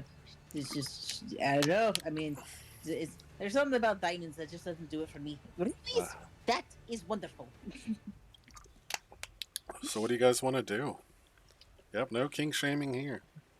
Let you know. A question: what is to stop us from actually getting out of this carriage? Would you actually stop us from getting out of this carriage? Because if you did, I think that we would have a problem. Why would we stop you? If you want to leave, it just means we get back to the castle faster. Doru approves. In fact, I'm guessing he's hoping you'll decline the ride. Yudi looks over at well, tries to lead over to her companions past Tristan. As a matter of fact, she kind of pushes his hot body to the side. Everyone, what do you think? Like I'm literally standing right next to him, so it's fine. Who was she asking? She's literally like she's like pushed Tristan out of the way like Okay. as best as she can, and is trying to whisper to Dakota, Luthius, and Cardama because she can't quite get to Donovan. Alright. He says if you guys need to talk about it, feel free. It's not... As I said, if you want to get out, you can. If you want to get a ride, you can. If you want to... Well, I would prefer not to just sit here for too much longer, so... If you guys could speed this along, that would be wonderful. Yes, we're trying to do that. I'm conversing with my companions. That's what I'm doing. Okay, well then you would know that whispering's not doing anything. I can hear you anyway, so you may as well just ask them. I'm asking them. You should not Or be I invested in our suppose, conversation. if it makes you feel better, I can pretend I don't hear you. Yes, and that's what you should do. I know you're a vampire and have amazing hearing, but it is rude to be a part of the conversation when I'm continuing with my friends. Oh my goodness. Indeed. Everyone What just was that trying you not to said? laugh Sorry, as I Yuri didn't hear you. argues. Thank you. Yeah, guys. The in or out? What are we doing? I think we should ask Irina. Irina is kind of just avoiding eye contact in general and just sitting on the seat, looking pretty miserable about, her voluptuous red hair is like soggy and just plastered against the side of her face. Kind of like the rest of you as well. Careful, Dakota, I'm you wearing look... the hat. Dakota, the hat's helping a Thank little you. bit, Thank you. but, What do you mean? It's perfect. yeah, no, your hat is now soaked through, and you're also soaked. Like, it's raining pretty good. How's the cuffin remnant? Gonna get all frizzy. The Oh, cuffin fun. is looking soggier than ever. Give me a willpower save. Oh, Have you remind him of Why are you messing with the cuffin? that? The cuffin, in the presence of vampires, it's calling to you strong. It says, it whispers in your ear in a seductive tone, "Eat me. Cuffin did? I'll give you the strength you need to survive." Oh no. I take on my left hand. I pull out some crumbs that are very soggy, and they cause smearing of the chocolate along my palm and the inners of my coat and my white shirt. And you see like some chocolatey stain on my shirt now, and I put my fingers to my lips. Poor You Donald need to. cringes and looks away. No, please don't. Yuri immediately is like, smack that out of there, damn it! This is how you cope with the fear of those who hate those who vamp. Hey, smack him! They ire towards vamps. And I go to swipe it out of his hands. Give me. You know what? You're trained in thievery. Target him and give me a. What's the thing for stealing in this? What's the term for the action? It's not sleight of hand. Well, So it'll be a sleight of hand roll, but it'll be a thievery roll. But it has a specific Steal. thing for when you're stealing. Steal. Is it just called steal? Yeah, just click Yeah, the you steal. take a small object from another creature. Yeah, all right. So it's Huh. steal, and yeah, just target him. It'll Where is that? auto do it. You'll have to add it to your actions. Okay, what- Browse and just look for steal. My perception DC is very high, but maybe it's affected action, right now. action. Yeah, I mean your perception DC is 19, but I assume her stealing is probably matching that, if not. So add it in action. Yep, and then you have him targeted already, so you're just gonna click the little button. Yeah, I'm looking for steel at the moment. I thought you had it. I thought it. Oh no, I don't see it on there. Or you know what we can do? We can resolve this manually. Just give me a thievery check, and I'll actually drag it onto your bar for you. Bam! It's in your inventory. Thank you so I much. got you. Okay. All right, so steel. Yep, and then just hit that thievery check up there. The little box, and let's see what happens if you manage to swipe You the wanna- cruffin away. Coffin. Ouch. He Now it's manages to keep it out of the way. You feel, Oh my god. and it's kind of hitting all of you. Just a general sense of unease. Shoot it out of my hands, Dakota. But you realize it's not really from these two. Like, you're still just kind of unsettled by the driver who's not even in the compartment and is just kind of floating above the driver's box on this carriage outside.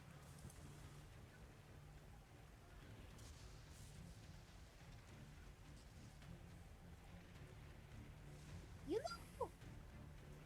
Yuri looks back to the vampires. Hi. Can you can listen to us now? Can you take that coffin from my friend here? What's a cuffin? Cupcake. That looks like a I coffin. mean, I Crumbs. don't want to intrude. Totally. It's cursed, but since you guys are already cursed, it shouldn't Your affect you. ass vampire to grab the cursed coven. Okay. It's not going to hurt them. And let's see, Doru's gonna try to snipe the cuffin because he's getting very impatient. Smite it. With what exactly? His hand, just snatch it Ow. right out of the air.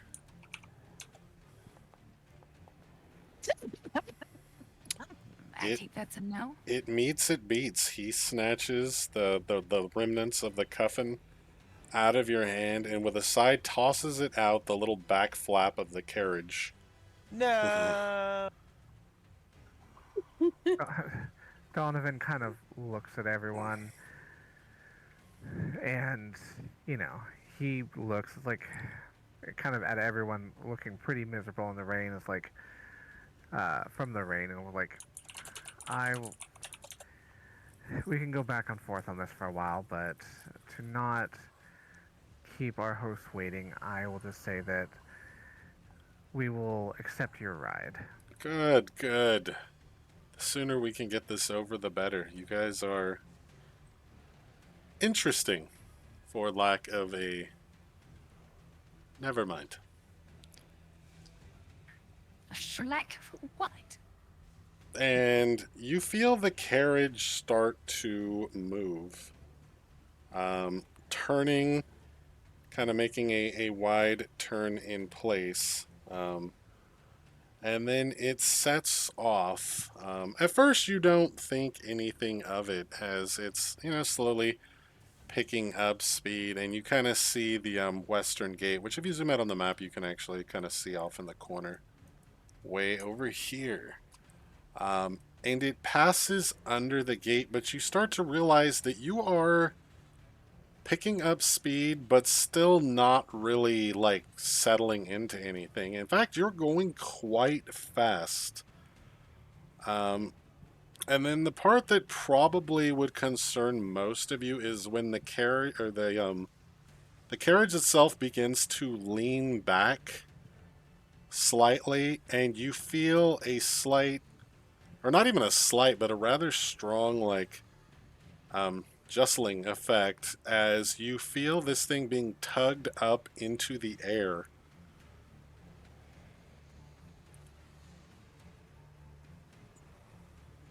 I can fly twice as high.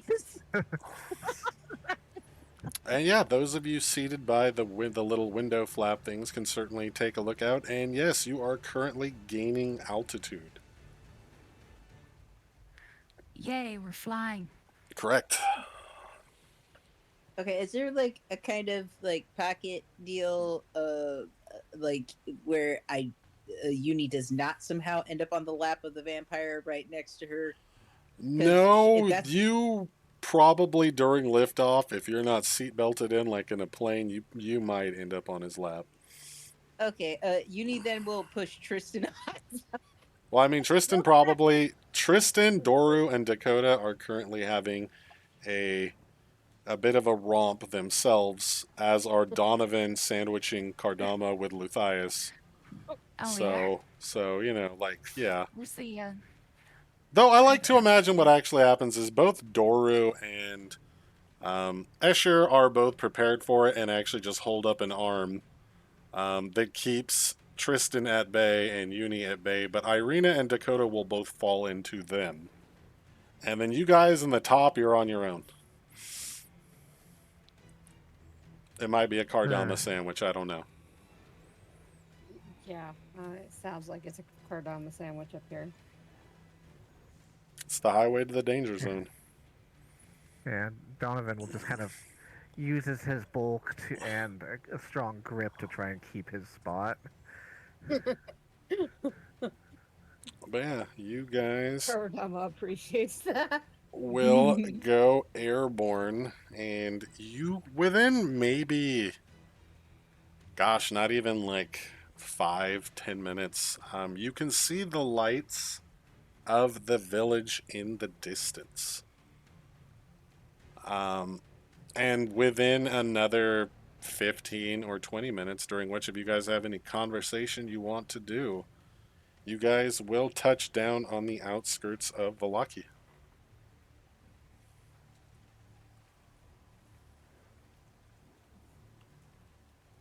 So yeah, if you have any questions for our vampire hosts, you could certainly ask.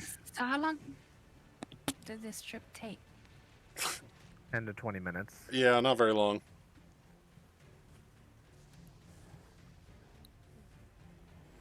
This thing is going pretty Cardama quick. has been quite uncomfortable. Well, no, trying once not to get once it settles out, like, you're fine. Okay. Yeah, you're not being crushed the whole time. That's for like just during liftoff. Ooh, Kind okay. of like a plane, though. Keep in mind on the way back down, some of you guys might fall the other way. So, but you guys probably are prepared for it this time, though. And find something to grab onto, or brace yourselves as this carriage comes swinging back down even faster. When you have a carriage being pulled by two nightmares, you're pretty quick. And yeah, with a loud thud that kind of rocks the carriage a bit and maybe leaves some of you surprised at just how quickly you have arrived, you find yourselves looking at the glorious town walls of Valaki Village.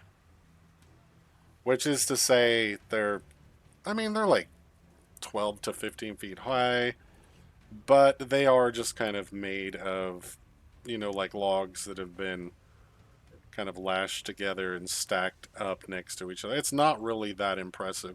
Though something that might be impressive and that some of you might enjoy is there are a number of kind of pikes that have been set up all around this wall, a lot of which have wolf heads impaled on them.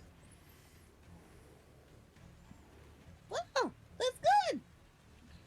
That's a good sign. And Night run professionals. Escher will be Yeah. like, and we've arrived. See, that wasn't so difficult. Saved yourselves a day and a half.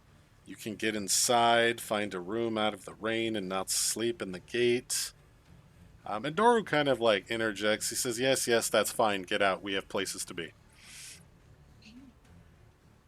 All right. Well, thanks for the ride. Cardama will nod her thanks as she follows everyone out of the carriage. And Wait Escher will for be us like, to be oh, back don't on the way. mind him. He's just having one of those days. Irina, it was lovely to see you again, even though I'm sure you don't wish to see me. Be safe. She's probably the first one out the door. And Don't blame Don, her. yeah, Donovan will be kind of the last one out, and he looks to Dora. It's like, it looks like he wants to say something, but then just kind of nods respectfully to him and then steps out. And he still looks impatient, but he does at least offer you a nod back. And kind of no sooner than all of you guys exit the carriage, they are basically, on the move again, kind of thundering back down the road in the direction you guys came in. And go to our little map here. We'll move our little token over there. I'm honestly surprised you guys took the ride. I thought you guys might decline. Oops, wrong map. Here we go. Dakota, the state of Dakota's hats really what made me go ahead with it. Yeah, exactly. And my hair. It's all Yeah. frizzy. It's all frizzy now. Yeah, she Yeah. does look like Gotta she's get been look. roughed up. In fact, Yeah. most of you probably do from the rain and the carriage roughing up and everything else. Yeah, thanks for singling me out. You're welcome. But you guys are on the outskirts of the town. It actually doesn't take too long to find one of the main gates. Short walk. But as you approach the gate, you hear someone call out from above. And he kind of calls out, and you can see he's got like a torch up there, and he says, "Halt! Who goes there?" Donovan will call back. Strangers who just wish to get out of this rain. Is that so? How do we know you're not? Well, not what you say. It's like, kind of looks over to the parents like, do you think we'd be out in this rain if we had any other choice? I suppose. And he kind of like leans down and he's trying to get a better look at you all. He eventually sees Irina, and you can see a bit of kind of recognition come over his face. He says, "All right then, you guys seem like you're okay, but get in quickly. There are terrible things that lurk in the night, and we don't want to swish the gate open for long." And yeah, you guys are basically as you go through the gate that they open up, you kind of pass from this earthen road that you guys were on that is probably completely muddied up. Your pants, your boots, you guys look like a fucking mess. Especially Luthius, who was still recovering from the previous night's fucking mess. So he's twice the mess. And I have chocolate all over my hand. That is also Yeah. true. And you hear behind you as the gates slam closed. And you can kind of see the guards that are up in these little guard posts on either side that kind of, go back to looking, out in the distance, at least as far as they can, given the limited range of their torches and lanterns. And you do see some other figures kind of that are up on these walls, basically as like a, kind of like a wooden plank walkway around the whole thing. just wide enough for one person to really walk on. But you do see a number of other ones kind of patrolling these walls. But it seems like most of the people are already indoors. And Irina, kind of looking between you all and realizing that none of you have any idea um, the layout of this town, will kind of proceed to lead you all through the city itself. And like I said, for the most part, you don't see anyone, though you do catch sight of a single cloaked figure that passes by, kind of maintaining a bit of a distance as you guys pass by on the road heading out of the town square and down that road you guys just came upon. And she will eventually lead you guys to. Let me find my map here. Oh shit, do I need to import that? Do we not? No, it's here. No, it's not. Give me one sec.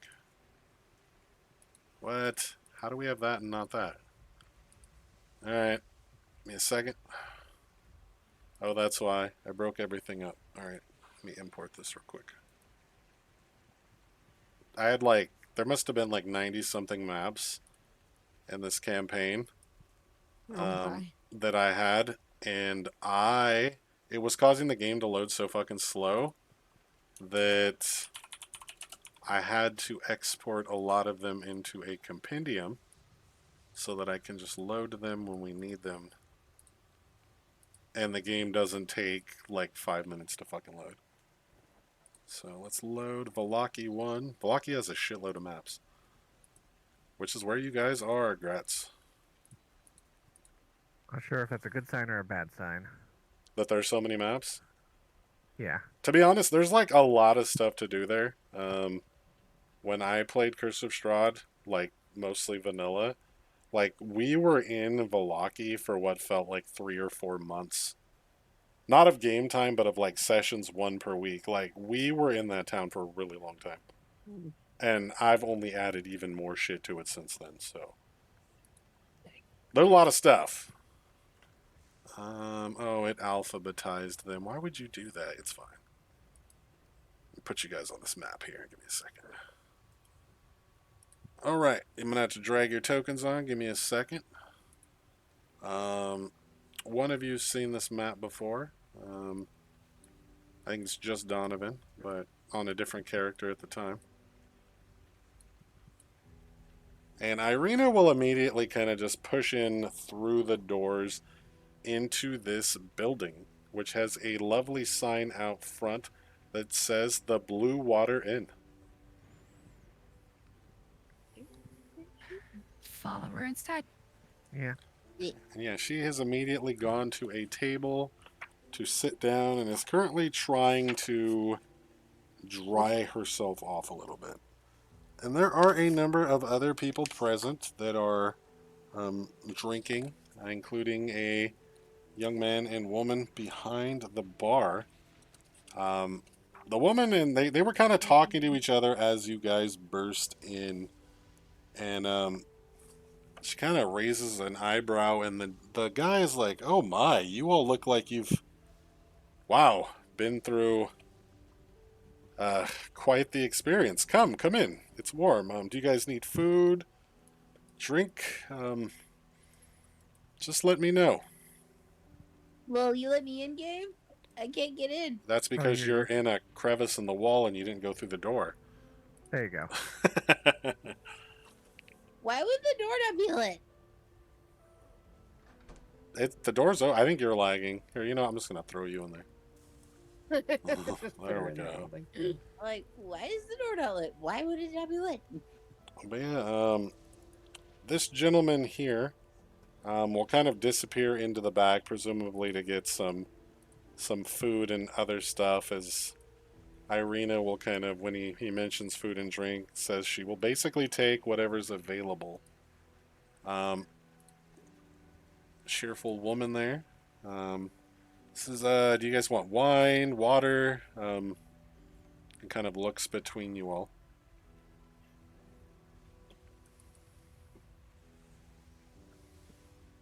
Cardoma will just ask for a glass of wine. All right, yeah. And as you come in, I have basically some people's tokens on here. There are a lot more people than this in here. Probably like, I don't know, like another half dozen people. More of the commoner variety. But they're all sitting around, various tables, kind of nursing mugs of wine and eating bowls of what look to be a nice hearty stew. Um, and this gentleman here is currently standing on one of the chairs. Um, and, he seems to be like in the middle of a story. And he's kind of turning around and addressing people, and they're laughing and having a good time and everything else. Um, and he says, so. And he kind of stops the story to look at you all. He says, it seems we have visitors then. Please, get comfortable. I'll resume the story in a moment. And yeah, Erwin will disappear, or he hasn't introduced himself, but that is his name, will disappear into the kitchen, returning a short time later with more bowls of the stew and glasses of wine that they will put on the table there for you all.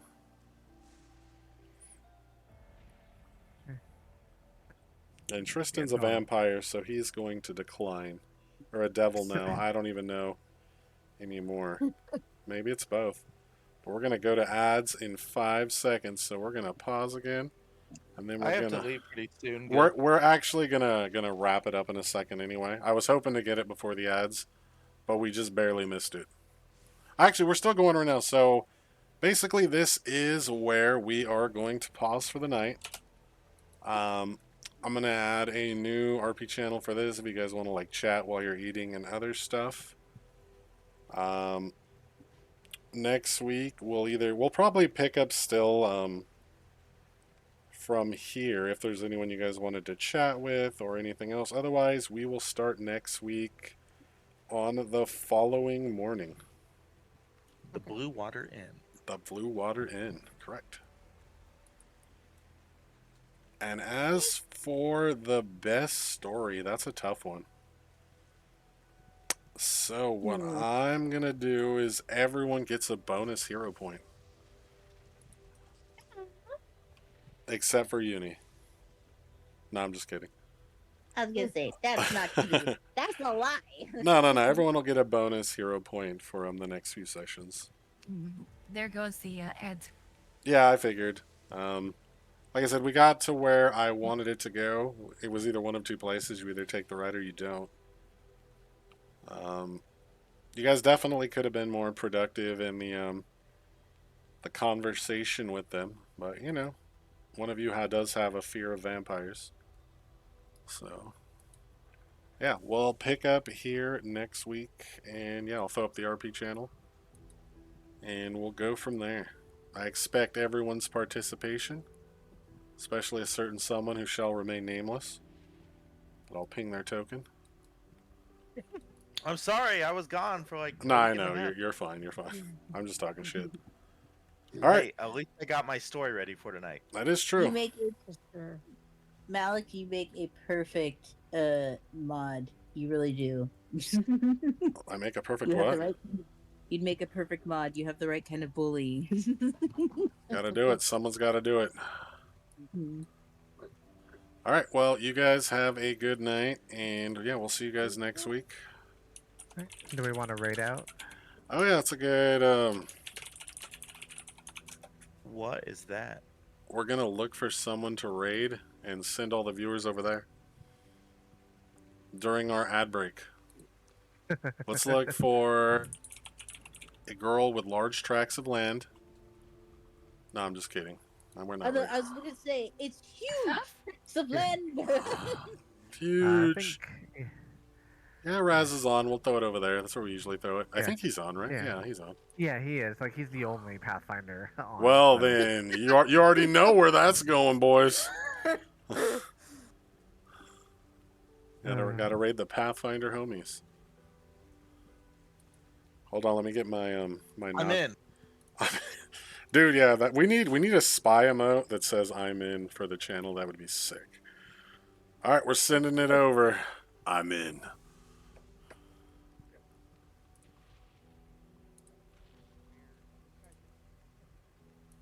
Ad.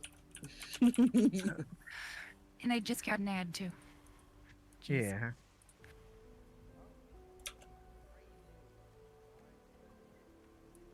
What are they using? Roll20? Yeah, I've actually been talking to Raz. I've been trying to convince him to go to Foundry too. Welcome to the game. Rookies. Right. Thank you all for joining.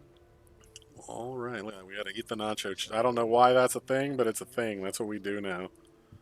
Be eating the Dorito chip.